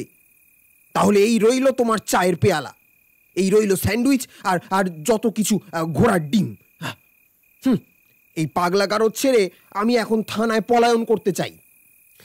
আরে শুনুন মশাই, শুনুন। আপনি ঘটনাস্থলে সশরীরে হাজির থেকে আমাদের বাঁচাননি বটে, কিন্তু আমরা প্রাণে বেঁচেছি আপনারই নামের জোরে। বটে? তাই নাকি? আচ্ছা, তাহলে তোমাদের কাহিনী শুনতে আমি নারাজ নই। বলো বলো। জয়ন্তের কাহিনী শুনতে শুনতে সুন্দরবাবুর 2 চক্ষু ক্রমেই বিস্ফারিত হয়ে উঠতে লাগল। তারপর তিনি আহার্য করতেও ভুলে গেলেন। মুখ ব্যাদান করে অবাক হয়ে কেবলই গল্পই শুনতে লাগলেন। তারপর জয়ন্তের গল্প ফুরল এবং শুরু হলো সুন্দরবাবুর হো হো হো হাসির ঘটা। 2 হাতে ভুঁড়ি চেপে ধরেও তিনি মিনিট 3 আগে দমন করতে পারলেন না সেই সর্বনেশে হাসির বিষম ধাক্কা। অনেক কষ্টে আত্মস্থ করে সুন্দরবাবু বললেন, জয়ন্ত, আমি স্বীকার করছি তুমি একটা জিনিয়াস। একেই বলে শূন্য হাতে করি খেলা।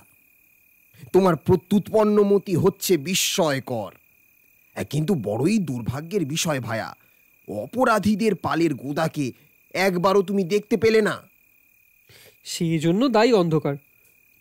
হ্যাঁ, কি বললে? লোকটার গলার আওয়াজ আধা কর্কশ, আধা কোমল। হ্যাঁ, শুনলে মনে হয় যেন একজন মানুষ দুজনের গলায় কথা কইছে। এরকম কণ্ঠস্বর আমি জীবনে আর কখনো শুনিনি। আপনি শুনেছেন? ওই মনে পড়ছে না তো। ভালো করে মনে করে দেখুন, সে আপনাকে চেনে। আপনার ওপরে তার ভারী আক্রোশ। আমার দৃঢ় বিশ্বাস সে হচ্ছে পুরাতন পাপী। কখনো না কখনো আপনার পাল্লায় গিয়ে পড়েছিল, আর আপনার কাছ থেকে জামাই আদর সে একদমই পায়নি। সুন্দরবাবু স্মৃতিসাগরে নিজের মনকে ডুবিয়ে দিয়ে খানিকক্ষণ স্তব্ধ হয়ে বসে রইলেন, কিন্তু তার মন স্মৃতিসাগর আলোড়িত করেও নতুন কোনো তথ্য সংগ্রহ করতে পারলেন না। বেশ, তাহলে আর এক কাজ করবেন না, সেই বাগানবাড়িখানার আশেপাশে পুলিশের গুপ্তচর মোতায়েন রাখবেন। বেশ, পাহারার ব্যবস্থা করব।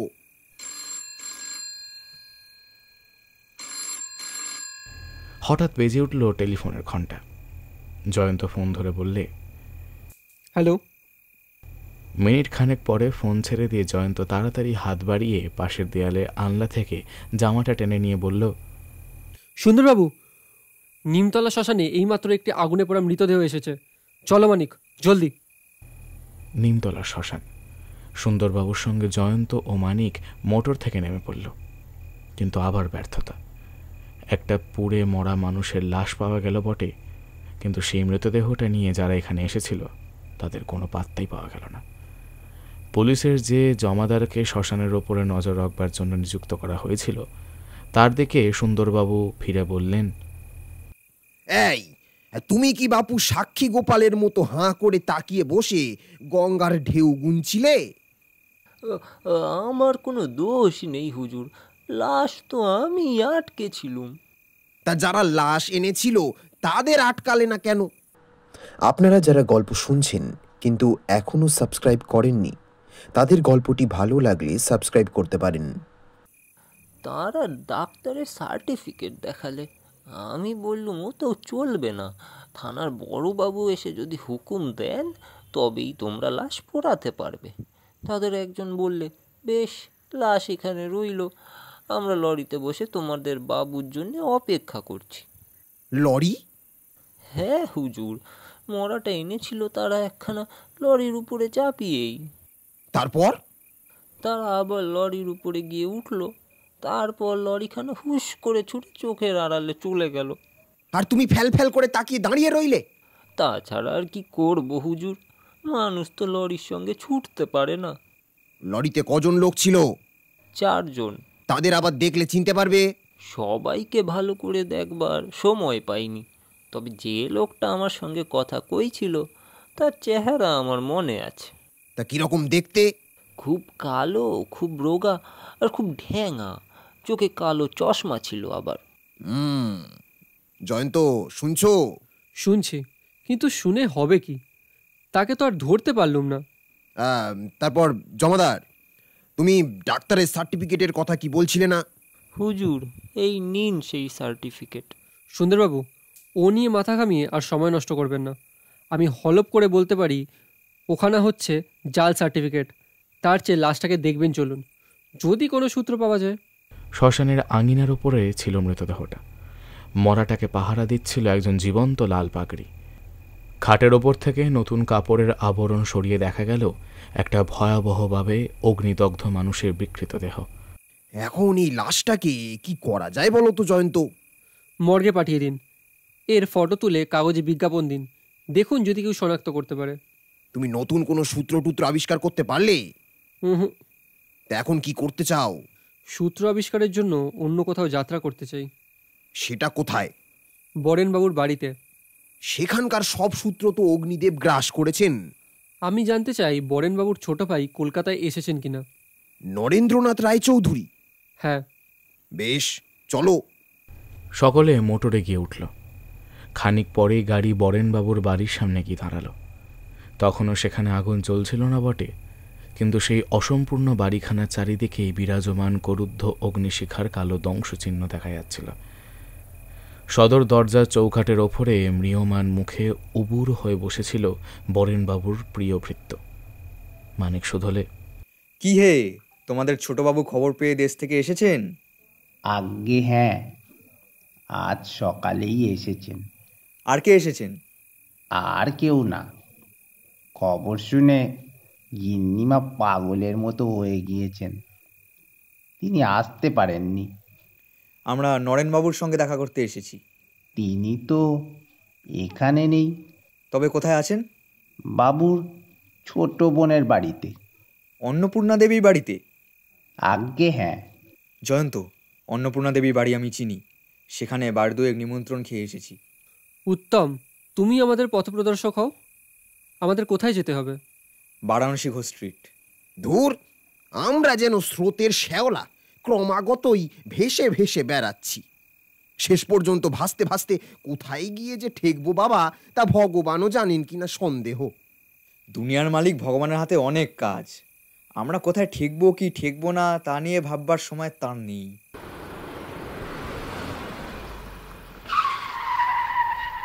গাড়ি প্রবেশ করলো বারাণসী ঘোষ স্ট্রিটের ভিতরে। ওই বাড়িখানা, ওই যে সামনে একখানা ট্যাক্সি দাঁড়িয়ে আছে। অন্নপূর্ণা দেবীর বাড়ির ভিতর থেকে একজন লোক বেরিয়ে এসে ট্যাক্সির ওপরে চড়ে বসল। ট্যাক্সিখানা সচল হয়ে জয়ন্তদের গাড়ির পাশ দিয়ে ছুটে বেরিয়ে গেল।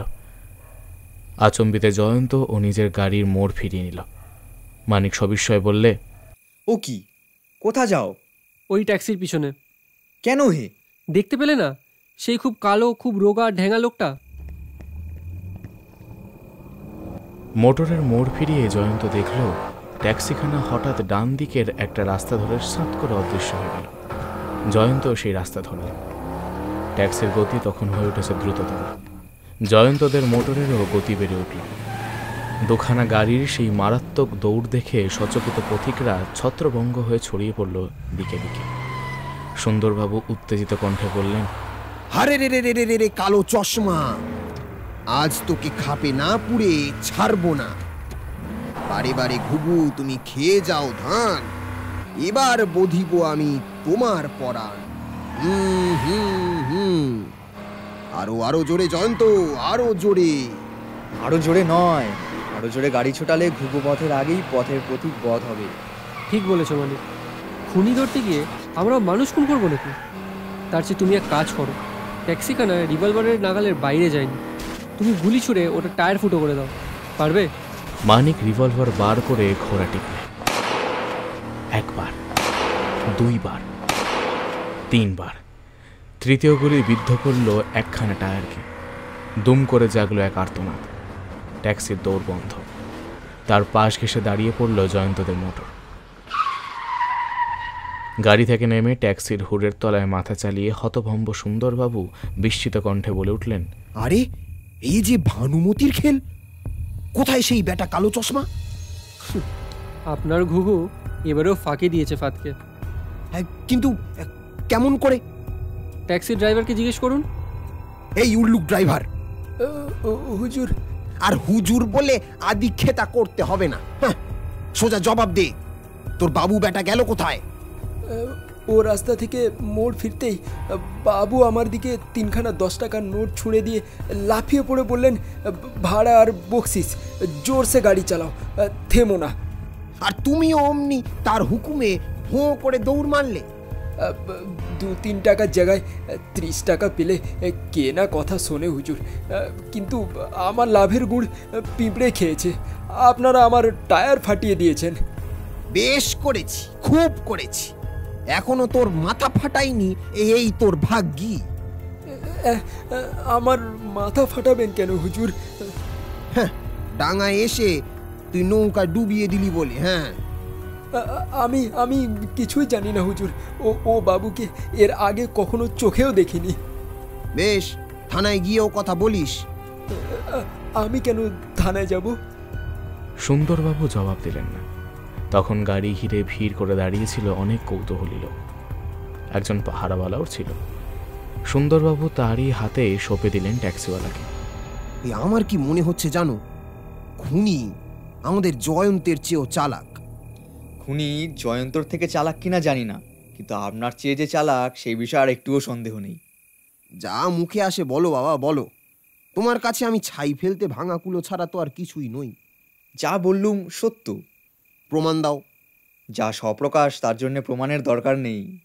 মানে? দুপুর রৌদ্রেও আকাশে সূর্য আছে কিনা জানবার জন্য কেউ প্রমাণের খোঁজ করে না। আরে রেখে দাও তো তোমার বাগাড়ম্বর। আমি খুনির মতো চালাক না হতে পারি, কিন্তু তোমার মতো নিরেট গর্ধব নই। জয়ন্ত নিজের মনে কি চিন্তা করছিল যেন। হঠাৎ সে প্রশ্ন করল, মানিক, তোমার কি বিশ্বাস আমরা নতুন কোনো সূত্র পাইনি?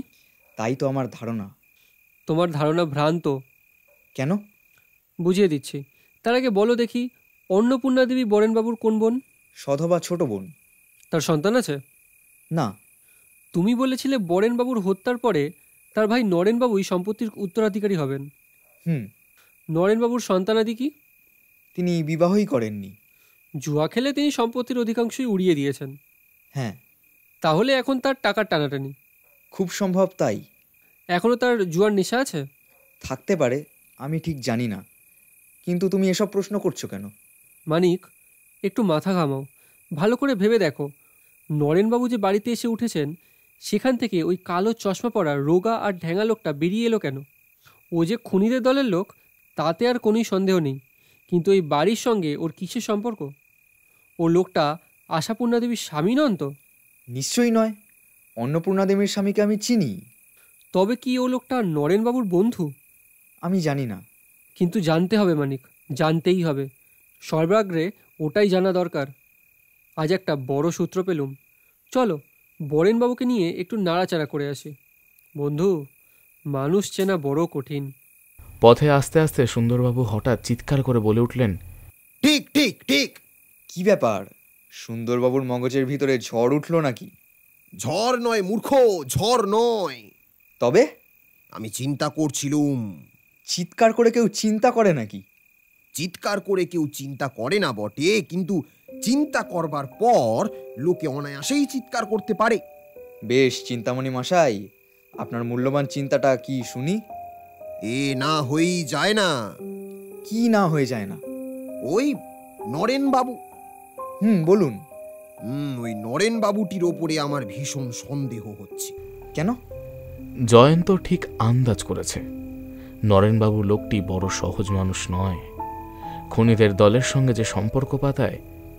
বাধা দিয়ে মানি বললে, থামুন, আপনার চিন্তার দৌড় বুঝতে পেরেছি। আপনার চিন্তাকে অত বেশি দৌড়োদৌড়ি করতে দেবেন না। হুঁচট খেয়ে শেষটা সে খোঁড়া হয়ে যেতে পারে। দুজনেরই মুখ বন্ধ হলো।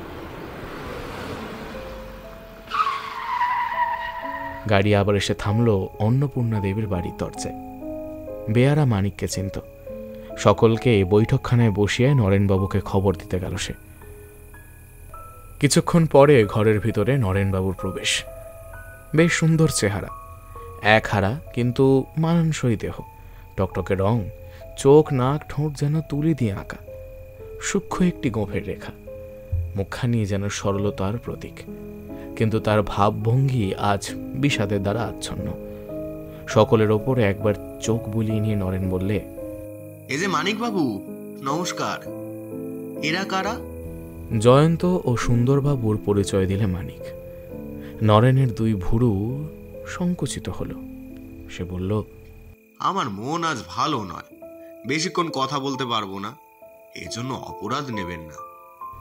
জয়ন্ত এতক্ষণ দেওয়ালের একখানা বড় আয়নার ভিতরে প্রতিবিম্বিত নরেনের মূর্তির দিকে তাকিয়েছিল তীক্ষ্ণ দৃষ্টিতে। সে ফিরে বললে, আপনাকে আজ বেশিক্ষণ কষ্ট দেব না। আপনার কাছে এসেছি কেবল একটা কথা জানবার জন্য। কি কথা বলুন? আজ এ বাড়িতে একটি লোক এসেছিল, তারই পরিচয় জানতে চাই। আমি কলকাতায় এসেছি শুনে আজ সকাল থেকেই তো অনেকেই এখানে আনাগোনা করছে। আপনি কার কথা জানতে চান? প্রায় ঘন্টাখানেক আগে এখানে একটি লোক এসেছিল। ঘন্টাখানেক আগে জন তিনেক লোক আমার সঙ্গে দেখা করতে এসেছিল। আমি যার কথা বলছি সে একখানা ট্যাক্সিতে চড়ে এসেছিল। সে খুব কালো, খুব রোগা আর ঢ্যাঙা, তার চোখে কালো চশমা। ও বুঝেছি, কিন্তু তাকে আমি চিনি না। চেনেন না? না, সে কেবল একখানা চিঠি দিতে এসেছিল। চিঠি? কার চিঠি? তাও বলতে পারবো না। কেন? পত্র লেখক পত্রে নিজের নাম সই করেননি, কিন্তু পত্রখানা রহস্যময়। চিঠিখানা একবার দেখতে পারি? পত্রের লেখক চিঠির কথা কারোর কাছে প্রকাশ করতে বারণ করেছে। এইবার সুন্দরবাবুর কথোপকথনে অংশগ্রহণ করলেন তিনি। বললেন, মশাই, তা আপনার দাদার হত্যাকারীকে আপনি শাস্তি দিতে চান? নিশ্চয়ই। বরেনবাবুর হত্যাকারীকে আবিষ্কার না করে তো ছাড়ব না। এই চিঠিখানার ভিতরে হয়তো কোনো সূত্র থাকতে পারে, সুতরাং। বেশ, চিঠিখানা দেখুন তাহলে। কিন্তু এর ভেতরে হত্যাকারীর নামধাম কিছু নেই। নরেন পকেট থেকে একখানা কাগজ বার করে সমর্পণ করলো জয়ন্তের হাতে। চিঠিখানা খুলেই 2-3 পংক্তি পাঠ করেই জয়ন্তের দৃষ্টি হয়ে উঠল সচকিত। নিজের পকেটের ভিতরে হাত চালিয়ে সেই কাগজখানা সে বার করলে। বরেনবাবুর বাড়িতে অগ্নিকাণ্ডের সময় যেখানে পাওয়া গিয়েছিল চশমার খাপের মধ্যে। দুখানা কাগজের হাতের লেখা মিলিয়ে দেখে জয়ন্ত মৃদু হাস্য করলে। নরেনবাবু, আপনার দাদার হত্যাকারীর নাম শুনতে চান? তাহলে আজ রাত্রি 9:30 থেকে 10:30 মধ্যে বরাহনগরের 20 নম্বর রতন রায় রোডে আমার বাড়িতে এসে আমার সঙ্গে দেখা করবেন। একাই আসবেন। আমি আপনার সঙ্গে দেখা করতে পারতাম, কিন্তু বাড়ি ছেড়ে বেরোলেই আমার বিপদের সম্ভাবনা, কারণ হত্যাকারী আমারও গতিবিধির ওপরে লক্ষ্য রেখেছে। সাবধান, পত্রের মর্ম কারোর কাছে প্রকাশ করবেন না। ইতি। চিঠিখানা নরেনবাবুর হাতে ফিরিয়ে দিয়ে জয়ন্ত বললে, তাহলে রাত্রে আপনি পত্রলেখকের সঙ্গে দেখা করতে যাচ্ছেন? তাই তো স্থির করেছি। বেশ করেছেন, আপনার যাওয়াই উচিত। আমার আর কিছু জিজ্ঞাসা নেই। এসো মানিক, আসুন। সুন্দরবাবু। সুন্দরবাবু, রহস্য ক্রমেই ঘনীভূত হয়ে উঠেছে। কি রকম? আজকের চিঠি আর সেই চশমার খাপের চিঠি একই লোকের লেখা, তার ওপরে পত্রবাহকও খুনিদের দলের লোক। আচ্ছা, নরেন বাবুকে তারা কোন উদ্দেশ্যে ডেকে নিয়ে যাচ্ছে? উদ্দেশ্য হয়তো ভালো নয়, কিন্তু আমরা ঘটনাস্থলের আশেপাশে লুকিয়ে থাকব। আপনি একদল সশস্ত্র পাহারাওয়ালা নিয়ে আসবেন, তারপর যা করবেন মা কালী। বরাহনগর, 20 নম্বর রতন রায় রোড। একখানা পুরনো দোতলা বাড়ি। তার চারিদিক ঘিরে দাঁড়িয়ে রয়েছে বড় বড় গাছ। জমির ওপরে গাছগুলোর আশেপাশে ঝোপঝাড়। একসময় এখানে বোধহয় বাগানের অস্তিত্ব ছিল, কিন্তু ফুল গাছদের তাড়িয়ে এখন তাদের স্থান দখল করেছে বেশ একটি ছোট্ট খাট্ট জঙ্গল। বাড়ির দোতলায় একখানা ঘরের ভিতর থেকে বাইরে এসে পড়েছে আলো রেখা। বাড়িতে ঢোকবার পথ আর বড় রাস্তার সংযোগস্থল হ্যারিকেন লণ্ঠন হাতে করে দাঁড়িয়েছিল নিশ্চল একটা মূর্তি। রাত বোধহয় তখন 9টা বাজে। এতক্ষণ ঝিদিদের একঘেয়ে গান ছাড়া আর কিছুই শোনা যাচ্ছিল না। হঠাৎ স্তব্ধতাকে যেন ধাক্কা মেরে খানিক দূরে বেজে উঠল একটা মোটরের ফেপু। লণ্ঠন হাতে নিশ্চল মূর্তিটা চমকে উঠল। তারপরে শোনা গেল একখানা চলন্ত গাড়ির শব্দ। ধীরে ধীরে এগিয়ে আসছে একখানা ট্যাক্সি। ভিতর থেকে মুখ বাড়িয়ে আছে একজন লোক। গাড়িখানা বাড়ির কাছে এসে থামল। তার আরোহী লণ্ঠনধারী লোকটিকে জিজ্ঞাসা করলে, মশাই, বলতে পারেন এই বাড়ির নাম্বার কত? 20। বটে, এই বাড়িখানাই তো আমি খুঁজছি। আপনি কি নরেন বাবু? হ্যাঁ, আপনি কি করে জানলেন? আপনার জন্যই তো আমি এখানে দাঁড়িয়ে আছি। আমার জন্যে? আগে হ্যাঁ, বড়বাবু আপনাকে ভেতরে নিয়ে যেতে বলেছেন। কে বড়বাবু? আমার কর্তা। আসুন আসুন। গাড়ি নিয়ে ভিতরে আসুন বলেই লোকটা গাড়ির পাদানির ওপরে উঠে দাঁড়াল। চালক লোকটার নির্দেশ মতো গাড়ি চালিয়ে ভিতরে ঢুকে সেই পুরনো বাড়িখানার সামনে গিয়ে দাঁড়ালো। লোকটা নেমে পড়ে দরজার কাছে গিয়ে বললে, আসুন নরেন বাবু। নরেন একটু ইতস্তত করে গাড়ি থেকে নেমে বললে, ড্রাইভার। হুজুর। গাড়ি নিয়ে তুমি অপেক্ষা করো, আমি এক্ষুনি ফিরে আসছি। লোকটার সঙ্গে নরেন বাড়ির ভিতরে ঢুকলো। সঙ্গে সঙ্গে দরজাও বন্ধ হয়ে গেল। ট্যাক্সি চালক একবার এদিক ওদিক তাকিয়ে দেখল, তারপর গাড়িখানাকে পিছু হটিয়ে পথের এমন এক জায়গায় এনে দাঁড় করালে যেখানে দুপাশেই আছে দুটো বড় ঝোপ। মিনিট 5 যায়। দূরে কোথা থেকে ভেসে আসছে একটা কোকিলের কুহু কুহু স্বর। কাছে ঝিঝিদের গলার ওপর গলা তোলবার চেষ্টা করছে একটা কোলা ব্যাঙ। মাঝে মাঝে হঠাৎ জাগা বাতাসে সবুজ পাতাদের শিহরণ গান শোনা যাচ্ছে। তাছাড়া আরও কোনো শব্দ নেই। লণ্ঠন হাতে করে একটা লোক আসছে। গাড়ির কাছে এসে দাঁড়িয়ে এসে চালককে ডেকে বললে, নরেনবাবুর ফিরতে দেরি হবে, হয়তো আজ রাত্রে তিনি নাও ফিরতে পারেন। ভাড়া নিয়ে তিনি তোমাকে চলে যেতে বললেন। লোকটা লণ্ঠন তুলে হুমড়ি খেয়ে মিটারের কত ভাড়া উঠেছে দেখবার চেষ্টা করলে, কিন্তু পর মুহূর্তে চালকের প্রচণ্ড একটা ঘুষি গিয়ে পড়ল ঠিক তার চিবুকের উপরে। সঙ্গে সঙ্গে টু শব্দ পর্যন্ত করার সময় না পেয়ে লোকটা হলো ধরাশায়ী, একেবারে অজ্ঞান। চালক মৃদু কণ্ঠে ডাক, মানিক। পাশের ঝোপ থেকে সাড়া এলো, বেরিয়ে এসো। সুন্দরবাবু, আপনিও বেরিয়ে আসুন। এই যে ভায়া, আগে ওই লোকটার হাত পা মুখ বেঁধে ফেলুন তো, ওর এখনো জ্ঞান হয়নি। লোকটাকে বন্দি করতে বেশিক্ষণ লাগলো না। চালক বেশি জয়ন্ত বললে, এখানকার সব প্রস্তুত? হ্যাঁ। আচম্বিতে বাড়ির ভিতরে জেগে উঠল প্রচণ্ড হট্টগোল, একাধিক ব্যক্তির করুদ্ধ চিৎকার। তারপরই উপরি উপরি দুইবার রিভলভারের গর্জন, আর্তনাদ। পর মুহূর্তে দোতলার ঘরের আলোটা গেল নিভে। আর দেরি নয় সুন্দরবাবু, ডাকুন আপনার লোকজনদের। পকেট থেকে বাঁশি বার করে সুন্দরবাবু খুব জোরে দিলেন 3 বার ফুঁক। জয়ন্ত দ্রুত পদে বাড়ির দিকে ছুটে গেল, পিছনে পিছনে মানিকও গেল। দুজনেই দৌড়ে বাড়ির সদর দরজার কাছে হাজির হলো। দুজনেরই হাতে প্রস্তুত হয়ে আছে রিভলভার। মানিক, আমি এখানেই থাকি। চোরের মুখে শুনেছি বাড়ির পিছন দিকেও একটা খিড়কির দরজা আছে, তুমি সেখানে গিয়ে পাহারা দাও।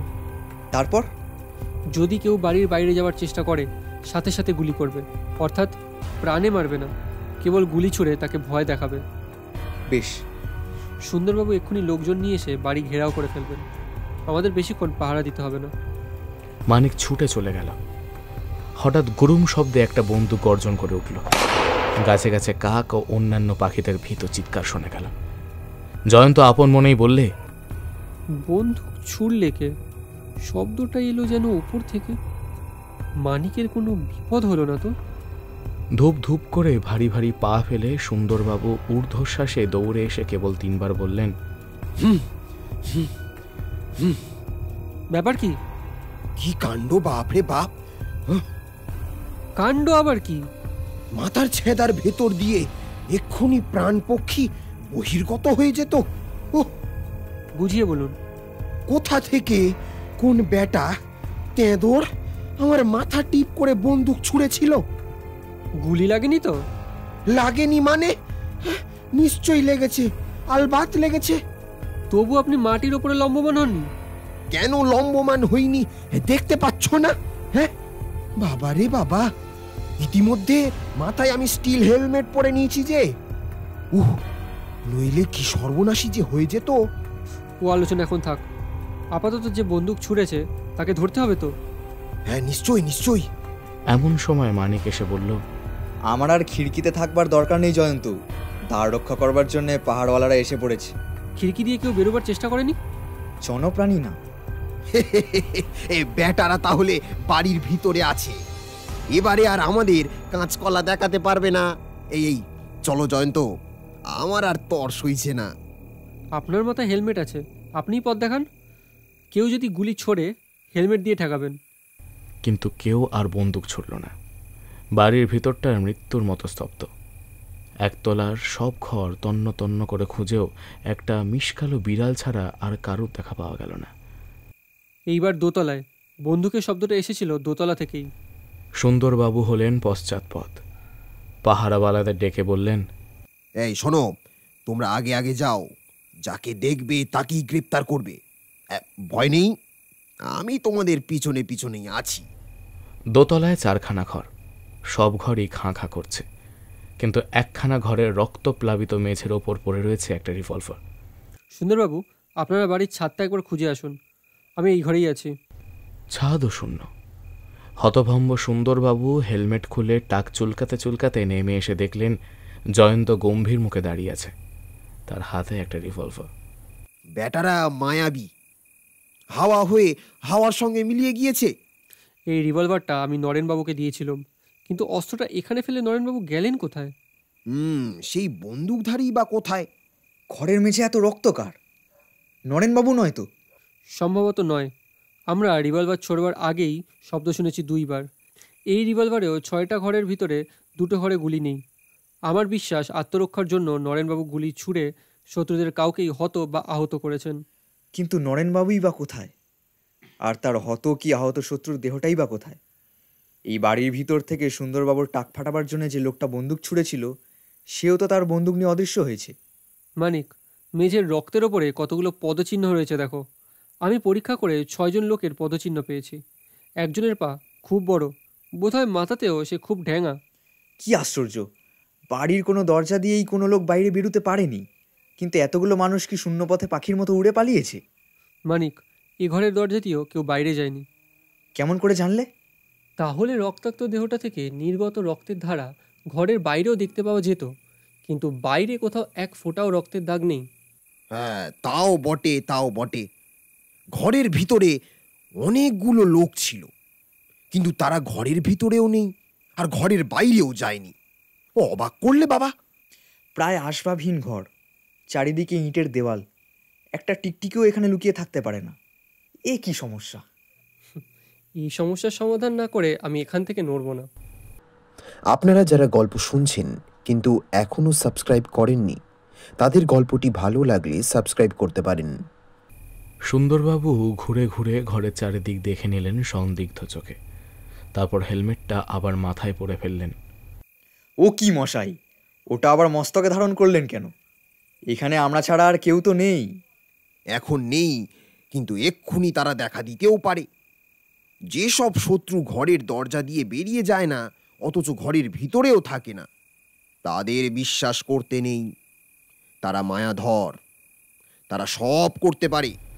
মানিক নিজের রিভলভারের পিছন দিকটা দিয়ে ঘরের চারিদিকে দেওয়াল ঠুকে ঠুকে পরীক্ষা করতে লাগলো।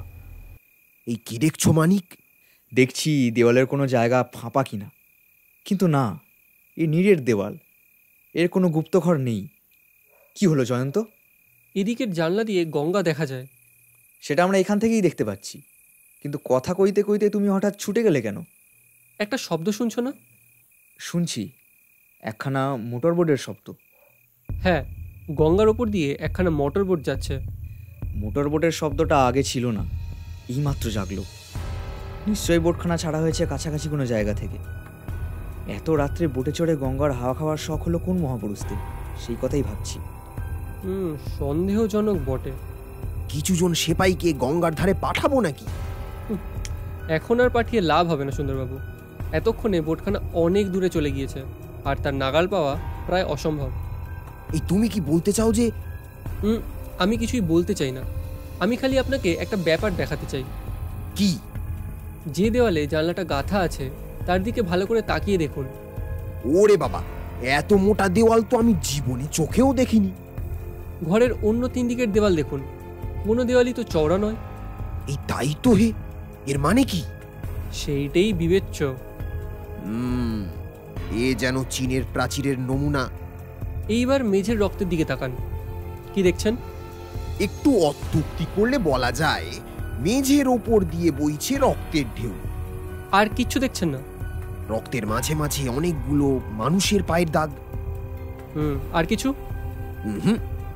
মানিক, তুমি কি বলো? পশ্চিম দিকে রয়েছে একটা দেওয়াল আলমারি, একটা লম্বা রক্তের রেখা ওই আলমারির তলায় গিয়ে শেষ হয়েছে। যেন কোনো আহত রক্তাক্ত লোক ওই আলমারির সামনে গিয়ে দাঁড়িয়েছিল। সে আহত না হয়ে মৃত হতেও পারে। হয়তো কারা তার রক্তাক্ত মৃতদেহ ওই পর্যন্ত বহন করে নিয়ে গিয়েছিল। কিন্তু কেন? দেহটাকে আলমারির ভিতরে রেখে দেবে বলে? হতেও পারে, নাও হতে পারে। আলমারিটা খুলেই দেখো না। কিন্তু আলমারিটা তো বাহির থেকে তালা বন্ধ। ভারী তো পুচকে তালা, ভেঙে ফেলো। তালা ভাঙতে দেরি লাগলো না। একটা বিভৎস দৃশ্য দেখবার জন্য প্রস্তুত হলেন সুন্দরবাবু। কিন্তু আলমারির দরজা খুলে পাওয়া গেল কেবল 4টে তাক। সেগুলোর ওপরে রয়েছে কয়েকটা আজে বাজে জিনিস। আর একটা জিনিস লক্ষ্য করুন সুন্দরবাবু। এই ভায়া, বারবার লক্ষ্য করতে করতে আমি ক্রমেই লক্ষ্য হারা হয়ে পড়ছি যে আলমারির ফ্রেমের উপর রয়েছে একটা পিতলের মোটা হাতল। এই তাতে কি হয়েছে? ওরকম জায়গায় অমন ধারা হাতল থাকার কোনো মানে হয় না। হাতলটা ধরে জোরসে মারুন টান। মারলুম টান। এই কি? হর হর করে গোটা আলমারিটাই দরজার পাল্লার মতো দেওয়ালের ভিতর থেকে বেরিয়ে এলো বাইরের দিকে। জয়ন্ত ছাড়া আর সকলের দৃষ্টি বিস্মিত এবং চমকিত। জয়ন্ত সহজ কণ্ঠেই বললেন, মানিক, আলমারির ওপাশে কি আছে এবারে সেটা দেখা যাক। আলমারির ওপাশে আছে দুটো দেওয়ালের মাঝখানে হাত দেড়েক চওড়া আর অল্প একটু ফাঁকা জায়গা। সেখানে পাশাপাশি দুজন মানুষ দাঁড়াতে পারে না। নিচে গাঢ় অন্ধকারের ভিতরে নেমে গিয়েছে একসার ছোট ছোট সিঁড়ি। জয়ন্ত অগ্রসর হলো। এক হাতে টর্চ আর এক হাতে রিভলভার নিয়ে সেই সংকীর্ণ সিঁড়ি দিয়ে নামতে নামতে বললে, আমার বিশ্বাস শত্রুদের আর কেউ এ মুল্লুকে নেই। আপনারাও নির্ভয় আমার পিছনে আসুন। মোট 30টা ধাপ, তারপর সিঁড়ির শেষ। জয়ন্তের কথা ফুরাবার আগেই সেই অন্ধকূপের মতো বিকট একটা ভৌতিক কণ্ঠস্বর ধ্বনিত হয়ে উঠল।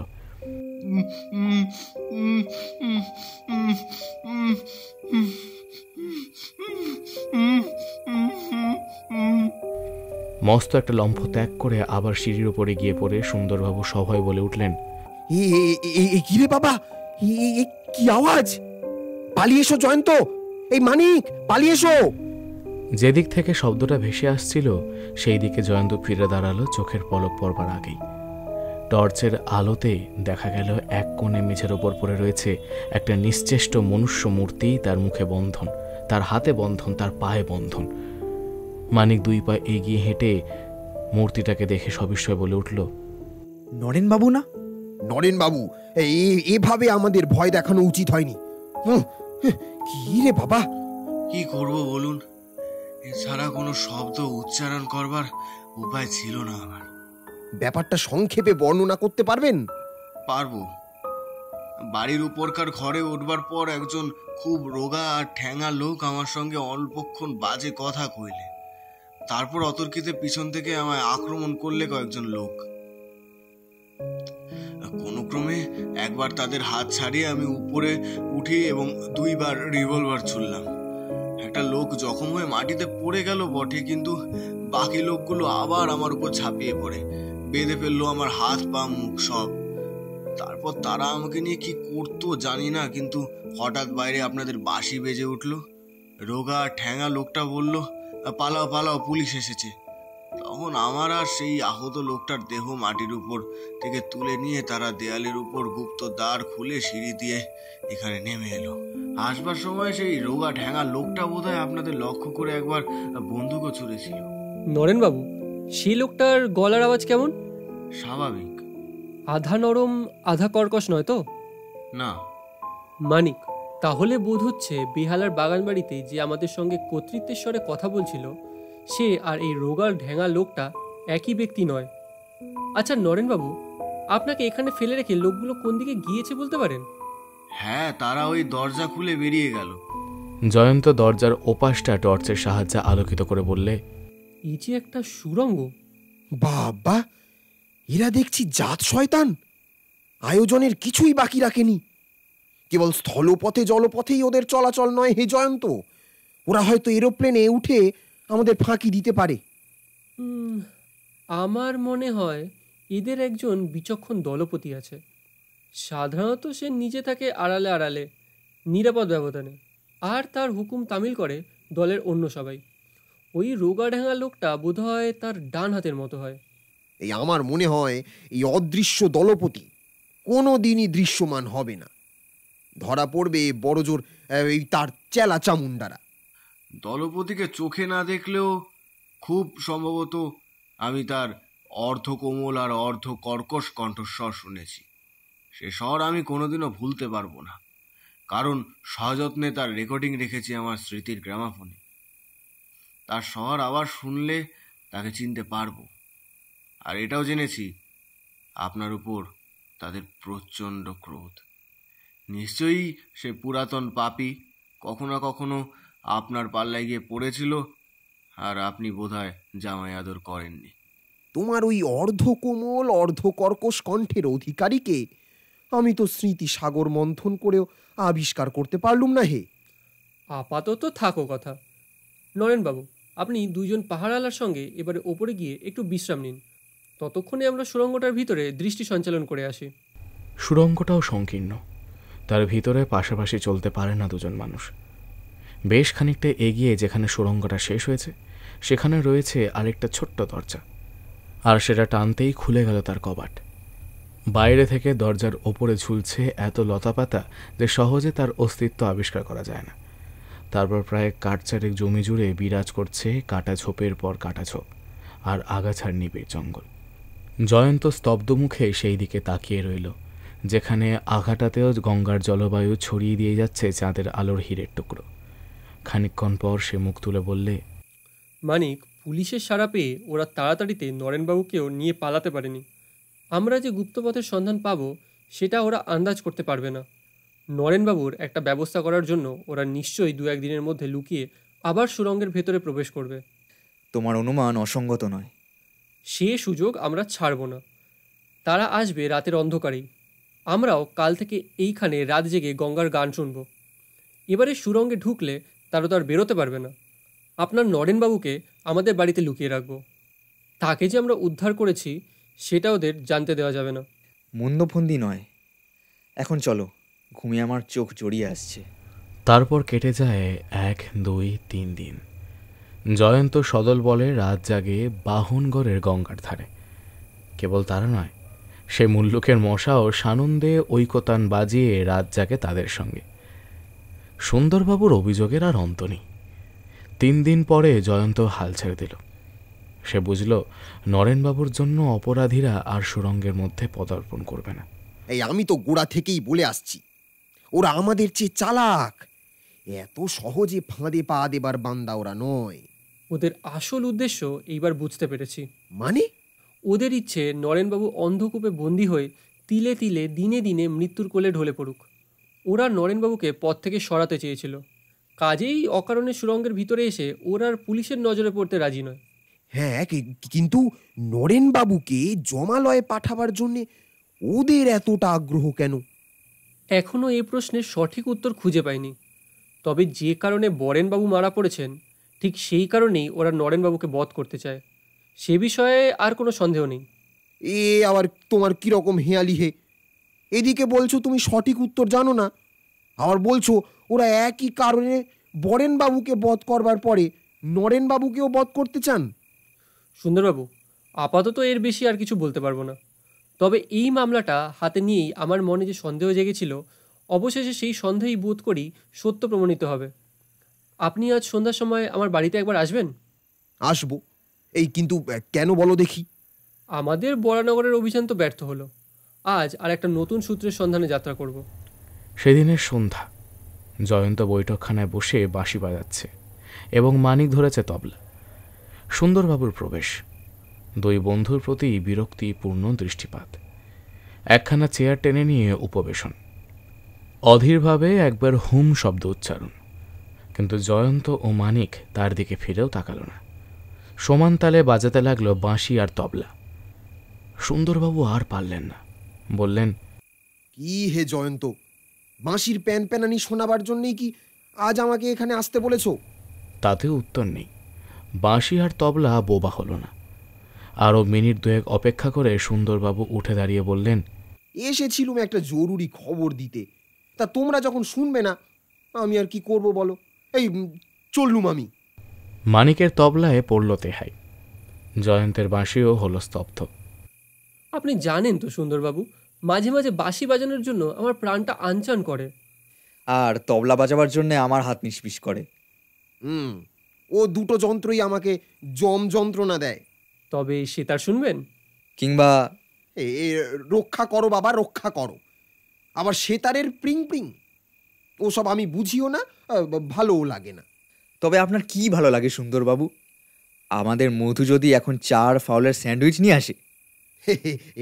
এই তাহলে মধুকে আমি একাধিক ধন্যবাদ দেব। হ্যাঁ বেশ, সেই ব্যবস্থাই হবে। বেশ, তবে আমিও আবার বসলুম। একটা নতুন সূত্রের সন্ধানে যাত্রা করেছিলাম, কিন্তু বিশেষ সুবিধে করতে পারিনি। আমারও বক্তব্য আছে, আগে তোমার কথাই শুনি। বেহালায় গিয়েছিলাম। আশেপাশে লোকের কাছ থেকে খবর নিয়ে জানলাম 10 নম্বর রামবাবুর লেনের সেই বাগান বাড়ির মালিক হচ্ছেন বিজন বিহারী রায়। কিন্তু তিনি নাকি আর কলকাতায় বাস করেন না। বটে, তাহলে আমার খবর শুনবে? আমি তোমারও চেয়ে অগ্রসর হয়েছি। হ্যাঁ, সুসংবাদ? নিমতলার সেই আগুনে পোড়া মৃতদেহটার ছবি কাগজে ছাপিয়ে দেওয়া হয়েছিল, বুঝেছ, পুরস্কার ঘোষণা করে। আজ একজন লোক তাকে শনাক্ত করে গিয়েছে। কে শনাক্ত করেছে? তার নাম হরিয়া। সে বেহালার ওই বাগান বাড়িতে আগে মালির কাজ করত। হরিয়া বলে আগুনে পুড়ে যে লোকটা মরেছে সে হচ্ছে বাগান বাড়ির মালিক বিজন বিহারী রায়ের মোটর চালক। তাহলে আপনি বিজন বাবুরও ঠিকানা পেয়েছেন? হরিয়া বলে বিজনবাবু কলকাতায় বাসা তুলে দিয়ে কোথায় চলে গিয়েছে। কিন্তু কে এই বিজন বিহারী রায়? তাও জেনেছি ভায়া, তাও জেনেছি। হ্যাঁ, সেই জন্যেই তো বলছি আমি তোমারও চেয়ে বেশি অগ্রসর হয়েছি। বলুন বলুন, সব কথা খুলে বলুন। বেহালা বাগান বাড়িতে তুমি একজনের আধা কোমল আধা কর্কশ গলার আওয়াজ শুনেছিলে না? বিজন বিহারীও ওই রকম অদ্ভুত কণ্ঠস্বরের অধিকারী। কেমন করে জানলেন? শোনো, হরিয়ামালির মুখে বিজন বিহারী রায়ের নাম শুনেই সজাগ হয়ে উঠেছে আমার ঘুমন্ত স্মৃতি। তুমি বলেছিলে সেই আধা কোমল আর আধা কর্কশ কণ্ঠের অধিকারী নাকি আমার উপরে রাগ আছে। সেই যদি বিজন হয় তাহলে আমার উপরে তার রাগ থাকবার কথা, কারণ বছর 5 আগে তাকে একটা খুনের মামলায় গ্রেপ্তার করেছিল। মামলা অনেক দিন ধরে চলেছিল, তাকেও হাজতে আবদ্ধ থাকতে হয়। শেষটা যথেষ্ট প্রমাণ অভাবে সে খালাস পায় বটে, কিন্তু আসলে বিজনই যে হত্যাকারী এ বিষয়ে কোনোই সন্দেহ নেই। জয়ন্ত, বুঝলে তো, আমার দৃঢ় বিশ্বাস যে এই বরেন বাবুর হত্যাকাণ্ডেও সেই বিজনেরই হাত আছে। কিন্তু বিজন এখন কোথায় থাকে সেটা জানেন না, তাই তো? তার ঠিকানা জানি না বটে, তবে মাসখানেক আগেও সে কলকাতায় ছিল বলেই শুনেছি। কার মুখে শুনেছেন? আরে, ডিটেকটিভ ডিপার্টমেন্টের এক ইন্সপেক্টরের মুখে। বিজনকে তিনি মোটরে চড়ে পথ দিয়ে যেতে দেখেছিলেন। সুন্দরবাবু, আপনি মূল্যবান সংবাদ এনেছেন। আর আমাদের অন্ধকারে হাতড়ে মরতে হবে না। বিজন যখন কলকাতাতেই আত্মগোপন করে আছে, তখন তাকে আবিষ্কার করতে আর আমাদের বিশেষ বেগ পেতে হবে না। তারপরেই বোঝা যাবে বর্তমান মামলার সঙ্গে তার সম্পর্ক আছে কতখানি। চা এবং খাবার এলো। সঙ্গে সঙ্গে উৎফুল্ল হয়ে উঠল সুন্দরবাবুর বদনমণ্ডল। তার জীবনের সেই সময়টাই সবচেয়ে উপভোগ্য, যখন তার ডান হাতখানি খাবারের থালার দিকে বারবার আনাগোনা করবার সুযোগ পায়। খেতে খেতে সুন্দরবাবু বললেন, দেখো জয়ন্ত, বিজন কলকাতা ত্যাগ করেনি বলেই ভালো। কলকাতা হচ্ছে জনসমুদ্রের মতো, আর বিজন হচ্ছে তার মধ্যে এক ঘটি জলের মতো। ঘটির জল সমুদ্রে মিশে গেলে কেউ কি তাকে আর আবিষ্কার করতে পারে হে? বরং কলকাতার বাইরে গেলেই সে সহজে আমাদের দৃষ্টি আকর্ষণ করবে। এই দেখো না, বিজন আর আমি দুজনেই কলকাতায় আছি, অথচ আজ 5 বছরের মধ্যে তার চুলের টিকি পর্যন্ত আমার দৃষ্টিগোচর হয়নি। খোঁজেননি তাই তার দেখা পাননি। খুঁজলে ভগবানের দেখা পেতে দেরি লাগে বটে, কিন্তু শয়তান ধরা দেয় খুবই সহজে। কিন্তু জয়ন্ত, বিজন যে বরেনবাবুর হত্যাকারী আর সেই যে নরেনবাবুকেও হত্যা করতে উদ্যত হয়েছিল, এখনো পর্যন্ত এমন কোনো প্রমাণই আমরা পাইনি। আমরা বড়জোর তার অদ্ভুত কণ্ঠস্বর শুনেছি, কিন্তু আদালতে সেটা ঠিক প্রমাণ বলে গ্রাহ্য হবে কি? মানি প্রায় বুদ্ধিমানের মতো কথা বলে না, কিন্তু তার আজকের কথার দাম লাখ টাকা। হ্যাঁ, আমি কেমন করে বুদ্ধিমানের কথা বলবো সুন্দরবাবু? 16 আনা বুদ্ধি যে আপনার মগজের ভিতরে বন্ধু হয়ে আছে।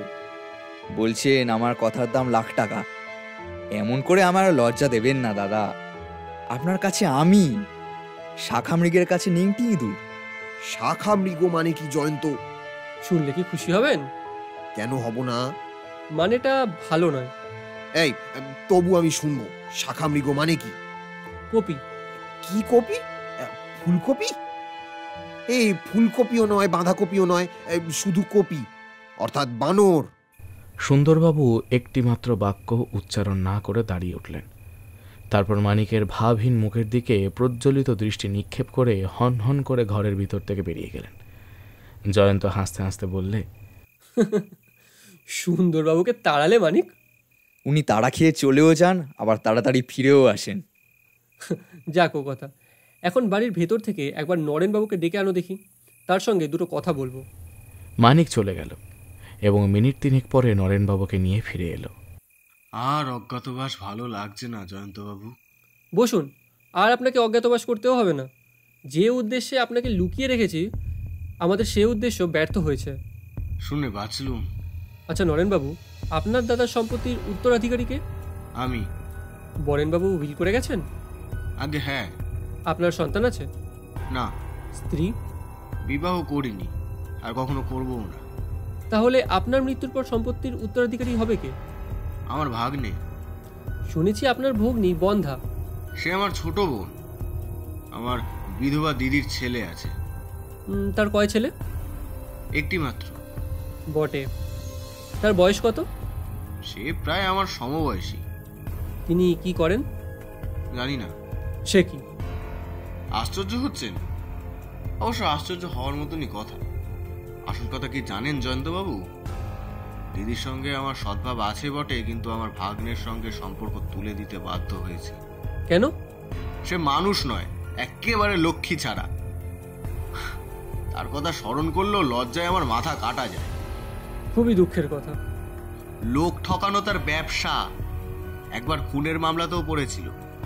জয়ন্ত চমকে উঠলে, একটু চুপ করে জিজ্ঞাসা করলে, তার নাম কি? বিজন বিহারী রায়।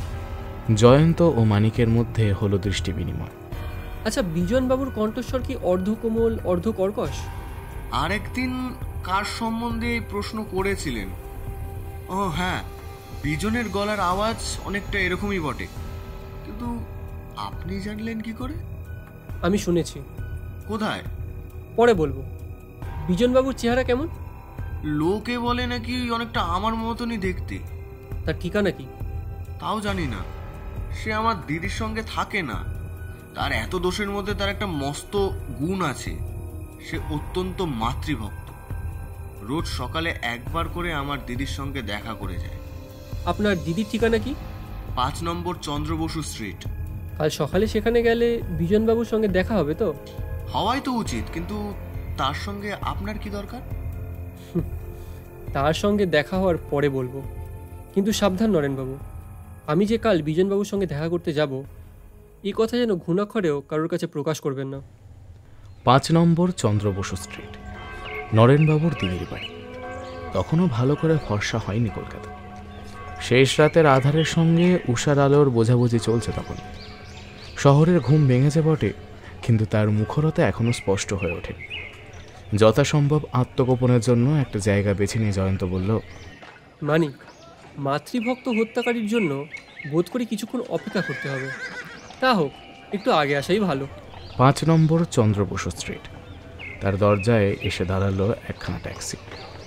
আরোহী নিচে নেমে ভাড়া দিলে ট্যাক্সি চলে গেল। ওই কি বিজন বিহারী? লোকটাকে দেখতে অনেকটা বরেনবাবুর মতোই বটে, এমনকি গায়ের রং পর্যন্ত। দেখলে বাড়িতে ঢোকার আগে বিজন কিরম চারিদিকে সতর্ক দৃষ্টি বুলিয়ে গেল। আমাদের দেখতে পায়নি তো? আশা করি পায়নি। আরও মিনিট 5 অপেক্ষা করে তারা দুজনে পায়ে পায়ে এগিয়ে গেল বাড়ির দিকে। দরজার কড়া নাড়তেই একজন বেয়ারা বেরিয়ে এসে জিজ্ঞাসা করলে, কাকে চাই? বিজন বাবুকে। তিনি তো এই সবে ঘরে এলেন। তাকে গিয়ে বলো দুজন ভদ্রলোক তার সঙ্গে দেখা করতে চান। বেয়ারার প্রস্থান। বেয়ারা ফিরে এসে বললে, আপনারা বাইরের ঘরে বসুন, বাবু এক্ষুনি আসছেন। বেয়ারা বৈঠকখানার দরজা খুলে দিলে। ঘরের ভিতরে ঢুকলো জয়ন্ত ও মানিক। পর মুহূর্তে দরজা বন্ধ হওয়ার ও বাহির থেকে শিকল তোলার শব্দ হলো। এই, দরজা খুলে দাও, দরজা খুলে দাও। যা ভেবেছি, বিজন হয় সন্দেহ করছে, নয় রাস্তার পাশে আমাদের দেখে চিনে ফেলেছে। ভারী বোকা বানালে তো। দেখছি ঘর থেকে বেরোবার আর কোনো পথই নেই। বৃথা চেষ্টা করছো কেন? তোমার গায়ে যত জড়ি থাক, ঘরের ভিতর থেকে এই মজবুত দরজা কিছুতেই ভাঙতে পারবে না। অন্য উপায় দেখো। কি উপায় আছে আর? ঘরটা যদি রাস্তার ধারেও হতো, চেঁচিয়ে পথের লোক ডাকতে পারতাম। ঘরের বাহিরে জাগ্রত হলো হা হা করে অট্টহাস্য। তারপরেই সেই পরিচিত অর্ধ কোমল ও অর্ধ কর্কশ কণ্ঠস্বর শোনা গেল। শার্লক হোমস আর ওয়াটসনের বাংলা সংস্করণ। গোয়েন্দাগিরি ভারী সোজা না? দরজা খুলে দাও বিজন। আমাদের বন্দি করে তুমি কিছুই সুবিধা করতে পারবে না। পুলিশ তোমার নাম জানতে পেরেছে। পুলিশকে আমি থোড়াই কেয়ার করি। তোদের কি হাল হয় দেখ। সেদিন বড় ফাঁকি দিয়েছিলি। এই সঙ্গে ভুদো সুন্দর গোয়েন্দাটাকে পেলে শোনায় সোহাগা হতো। যত সব ন্যাড়া বুনে, সব হল কীর্তনে, সবাই মহা ডিটেকটিভ। জয়ন্ত, মুক্তির উপায় আবিষ্কার করেছি। কিরকম? ওই দেখো, টেবিলের উপরে টেলিফোন। এবার সত্যি সত্যি সুন্দরবাবু এসে আমাদের উদ্ধার করতে পারবেন। জয়ন্ত এক লাফে টেবিলের সামনে গিয়ে পড়ল। টেলিফোনের রিসিভারটা তুলে নিয়ে সুন্দরবাবুর সঙ্গে সংযোগ স্থাপন করলে। তারপর বললে, সুন্দরবাবু, আমরা এবার বিজনের হাতে বন্দী হয়েছি। সদল বলে শীঘ্র 5 নম্বর চন্দ্রবসু স্ট্রিটে এসে আমাদের উদ্ধার আর বিজনের গ্রেপ্তার করুন। বিজন বোধ হয় কান পেতেছিল, হতাশ কণ্ঠে বলে উঠল, হায় রে, আমার ভুল হয়ে গেল। উফ, ঘরে টেলিফোন যে আছে সেটা আমার মনেই ছিল না। মিনিট 10 মধ্যে ঘটনাস্থলে সদল বলে সুন্দরবাবুর আবির্ভাব হল। জয়ন্ত মানিকের উদ্ধার লাভ, কিন্তু সারা বাড়ি তন্ন তন্ন করে খুঁজেও বিজনের কোনো পাত্তা পাওয়া গেল না। সুন্দরবাবু আফসোস করে বললেন, কি ঘেঁচড়া মাছ রে বাবা, যতবার জাল ফেলি ততবার ছিঁড়ে পালিয়ে যায়। সুন্দরবাবু, আমার হাতে সব তাস এখনো ফুরোয়নি। ফুরোয়নি নাকি?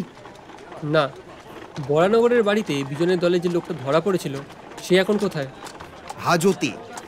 তাকে আজকেই ছেড়ে দিন। হ্যাঁ, কি বলছো? ঠিকই বলছি। চুনোপটিকে ছেড়ে দিলে যদি রুই কাতলা ধরা পড়ে তো আপত্তি কি? এই তোমার কথার মানে বোঝা যাচ্ছে না। মানে খুব সহজ। হাজতে সে একলা আছে? হ্যাঁ। আরও ভালো, প্রহরী যদি হাজত ঘরের দরজা বন্ধ করতে ভুলে যায় তাহলে সে নিশ্চয়ই চম্পট দেবে। হ্যাঁ, দেবেই তো। সেও সন্দেহ করতে পারবে না যে তাকে আমরা ইচ্ছে করেই ছেড়ে দিচ্ছি। তারপর তার পিছনে চর মোতায়েন রাখুন। সে কোথায় যায় দেখুন। এই তুমি কি ভাবছো সে সোজা বিজনের কাছে গিয়ে হাজির হবে? নিশ্চয়ই বিজনের কোনো গুপ্ত আস্থানা আছে। তার পক্ষে কলকাতা যখন বেশি উত্তপ্ত হয়ে ওঠে তখন সেইখানে গিয়ে সে গা ঢাকা দেয়। বিজন এখন বেশ কিছুদিন বাইরে মুখ দেখাতে সাহস করবে না বলেই মনে হচ্ছে। দলের লোকজন নিয়ে কোথাও গিয়ে লুকিয়ে থাকবে। আমাদের বন্দি নিশ্চয়ই তার গুপ্ত আস্তানার খবর রাখে। তার পক্ষে সেইখানে যাওয়াই স্বাভাবিক। হ্যাঁ জয়ন্ত, তোমার অনুমান সঙ্গত। তাহলে এই উপায় অবলম্বন করুন। তথাস্তু। পরদিন সকালেই জয়ন্তের ঘরে টেলিফোনের যন্ত্র বেজে উঠল টুং টুং টুং করে। রিসিভার ধরেই জয়ন্ত শুনলে সুন্দরবাবুর প্রফুল্ল কণ্ঠের সম্বর্ধন। গলা শুনেই বুঝেছি খবর শুভ।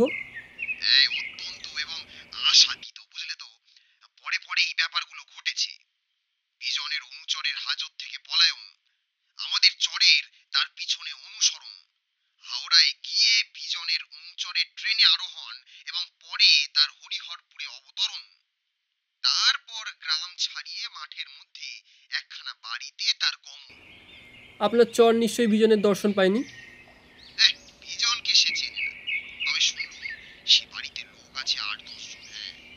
হরিহরপুর এখান থেকে কত দূর? অতঃপর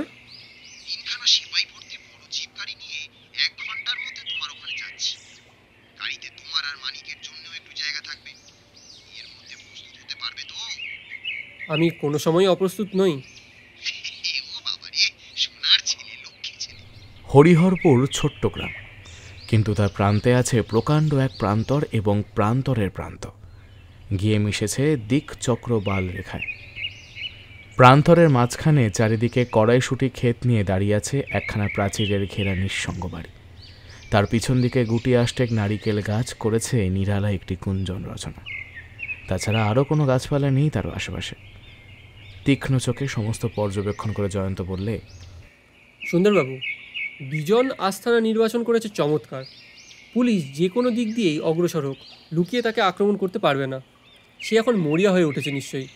দিনের আলোয় আমরা যদি ওদিকে অগ্রসর হওয়ার চেষ্টা করি তাহলে শেষ পর্যন্ত ওরা ধরা পড়লেও আমাদের লক্ষ্যক্ষয় অনিবার্য, কারণ ওরা বাধা দেবেই। আর ওদের সঙ্গেও আগ্নেয়াস্ত্র আছে। ওদের বাড়িটাও প্রায় কেল্লার মতো। রাত্রির অন্ধকারের জন্য আমাদের অপেক্ষা করাই উচিত। সন্ধ্যার ছায়ায় পৃথিবী হয়ে উঠল অস্পষ্ট। তারপর এলো রাত্রি। চারিদিকে চাঁদের আলোয় নীরব খেলা। ইতিমধ্যে একবার গলা সাদা হয়ে গেল শ্রীগাল সভ্যদের। উত্তর, দক্ষিণ, পূর্ব, পশ্চিম চারিদিক থেকে অগ্রসর হলো সশস্ত্র পুলিশ বাহিনী। নিঃশব্দে প্রায় হুমড়ি দিয়ে ওরা এলো। বাড়ির প্রাচীরের কাছে এসেও পাওয়া গেল না কারোর সারা শব্দ।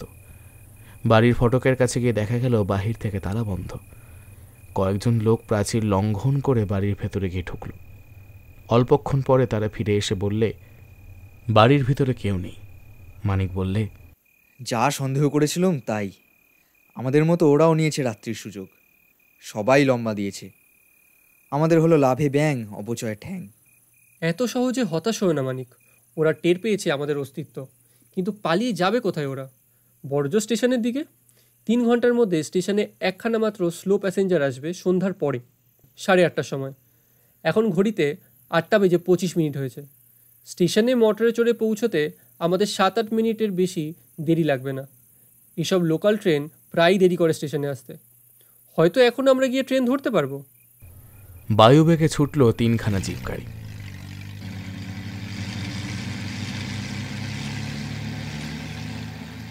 কিন্তু তারা স্টেশনে গিয়ে পৌঁছেই দেখল একখানা ট্রেন ধুম উদ্গার করে দৌড় মারল সশব্দে।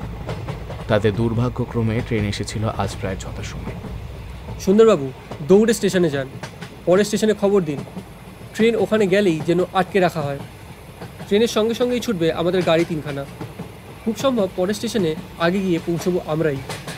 সুন্দরবাবু স্টেশনে ছুটলেন এবং কাজ সেরে ফিরে এসে আবার গাড়িতে উঠলেন। আকাশের গায়ে চলন্ত ট্রেনের ধোঁয়ার রেখা লক্ষ্য করে পুলিশের গাড়িগুলো হলো ঝড়ের বেগে থামল। তারপর চলল ট্রেনের সঙ্গে মোটরের দৌড় পাল্লা। খানিক পরে মোটরই এগিয়ে গেল ট্রেনকে পিছনে ফেলে। ধুধু মাঠের মধ্যে আচম্বিতে ট্রেনের গতি হয়ে গেল স্তব্ধ। মানিক বললে, ব্যাপার কি? বিজনের নতুন কীর্তি। অ্যালামের শিকল টেনে গাড়ি থামিয়ে ওরা এইখান থেকে লম্বা দিতে চায়। ওরা বুঝে নিয়েছে পরের স্টেশনে ওদের পক্ষে নিরাপদ হবে না। সুন্দরবাবু সবাইকে নিয়ে টপ করে নেমে পড়ুন। ওই দেখুন অপরাধীরা ট্রেন থেকে নেমে প্রায় মাঠের ওপর ঊর্ধ্বশ্বাসে ছুটছে। ওই সেই রোগা ঢ্যাঙা লোকটা, আর ওই লোকটা বোধহয় বিজন। ওরা দূরের ওই জঙ্গলটাকে লক্ষ্য করে ছুটছে, কিন্তু জঙ্গলে পৌঁছাবার আগেই ওদের গ্রেপ্তার করতে হবে, নইলে আবার ওরা পূর্বাকার মতো আমাদের কলা দেখাতে পারে। এবারে গাড়ির সঙ্গে গাড়ির নয়, মানুষের সঙ্গে মানুষের দৌড় প্রতিযোগিতা। হঠাৎ রোগা ঢ্যাঙা লোকটা এবং বিজন দৌড় থামিয়ে ফিরে দাঁড়ালো। তাদের দুজনেরই হাতে বন্দুক। জয়ন্ত বললে, হুঁশিয়ার। পুলিশের 1 ডজন বন্দুক সগর্জনে অগ্নি উদ্ভূম উদ্গীরণ করতে লাগলো বারবার।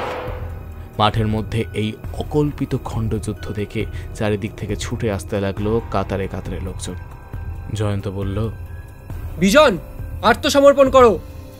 একটা মরা গাছের কাটা গুড়ির আড়ালে গিয়ে হুমড়ি খেয়ে বসে পড়ে বন্দুকের কার্তুজ ভরতে লাগলো বিজন। সে কোনো জবাব দিলে না। বিজন শুনছো? হ্যাঁ শুনেছি। তোমাদের কথার উত্তর হচ্ছে এই। সে বন্দুক তুলে জয়ন্তের দিকে লক্ষ্য স্থির করতে লাগলো। পাশেই ছিল একটা মস্ত উই ঢিপি। জয়ন্ত এক লাফে তার আড়ালে গিয়ে দাঁড়ালো। হা হা করে হেসে উঠে বিজন বললে,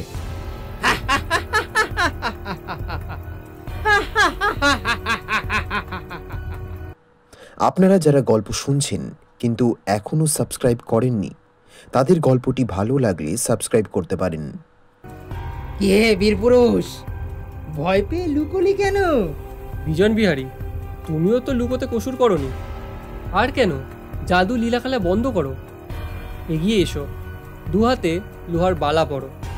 আমরা তোমাকে গুলি করে মারতে চাই না, হাসি কাটে দোল খাওয়াতে চাই। বিজন বন্দুকের নল ফেরালো সুন্দরবাবুর দিকে। সুন্দরবাবু বিনা বাক্য ব্যয়ে করলেন প্রকাণ্ড একটি লম্ফত্যাগ। তিনি একেবারে সেপাইদের দলের ভিতরে গিয়ে পড়লেন।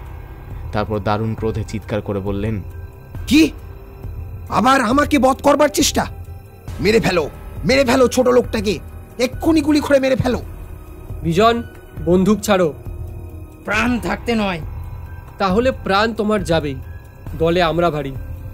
হোক, যতক্ষণ বাঁচবো যুদ্ধ করব। তবে মরো। সেপাইরা গুলি বৃষ্টি বন্ধ করেছিল।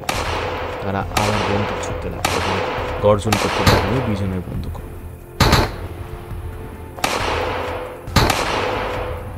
কিন্তু যুদ্ধ বেশিক্ষণ চলল না। অধিকাংশ অপরাধী একে একে ভূতলশায়ী হল। কেউ নিহত, কেউ বা আহত। সগর্বে মাথা তুলে এবং বুক ফুলিয়ে দাঁড়িয়ে আছে কেবল বিজন বিহারী। গুলিহীন বন্দুকটা ছুঁড়ে ফেলে দিয়ে হাতে নিল সে রিভলভার। মুখে তার দৃঢ় প্রতিজ্ঞার ভাব। আবার বলছি, এখনো আত্মসমর্পণ করো বিজন। পুঁচকে গোয়েন্দা, আমি আত্মসমর্পণ করব না। আমি জীবন সমর্পণ করব। চোখের পলক না পড়তেই রিভলভারের নলটা নিজের কপালের পাশে রেখে এসে ঘোড়া টেপে দিল। আগ্নেয়াস্ত্রের গর্জন সঙ্গে সঙ্গে বিজন বিহারীর পতন। ওকে বাধা দিতে পারলাম না। তুচ্ছ সম্পত্তির লোভে যে মামাকে হত্যা করে তার মরা উচিত ছিল ফাঁসি কাটেই দোল খেয়ে। যাক মানিক, তোমার কি বেশি লেগেছে ভাই? না জয়ন্ত, কিন্তু যা বলেছিলাম আমার হলো অপচয় ঠ্যাং। সুন্দরবাবু সহানুভূতি প্রকাশ করবার জন্য দুঃখিতভাবে বললেন, শেষ হলো আমাদের আজকের উপস্থাপনা। হেমেন্দ্র কুমার রায়ের লেখা বরেন বাবুর হত্যা রহস্য। গল্পের নাট্যরূপ অরিত্রা, জয়ন্তর ভূমিকায় শ্রীদীপ, মানিক কিঞ্জল, সুন্দরবাবুর ভূমিকায় আমি স্বর্ণাভ, দোকানদার শুভঙ্কর, ভদ্রলোকের চরিত্রে শান্তনু, বিজনবাবু ড্রাইভার ও নিধিরাম পিনাকি, জমাদার ঋষি, ভৃত্য সুমন, নরেনবাবুর চরিত্রে আকাশ, লণ্ঠনদারের ভূমিকায় দীপমন্ত্র, বেয়ারা শান্তনু। সমগ্র পর্ব পরিচালনা, original score and SFX Sridip. আজ এই পর্যন্তই। ফিরে আসব খুব তাড়াতাড়ি নতুন একটা গল্প নিয়ে। ততদিন সঙ্গে থাকুন আর শুনতে থাকুন দ্য অ্যাডভেঞ্চার স্টেশন, শুধুমাত্র আপনাদের গল্পের স্টেশনে। আপনারা যদি নিজেদের লেখা কোনো গল্প আমাদের পাঠাতে চান তো মেল করতে পারেন ডেসক্রিপশনে দেওয়া মেল আইডিতে।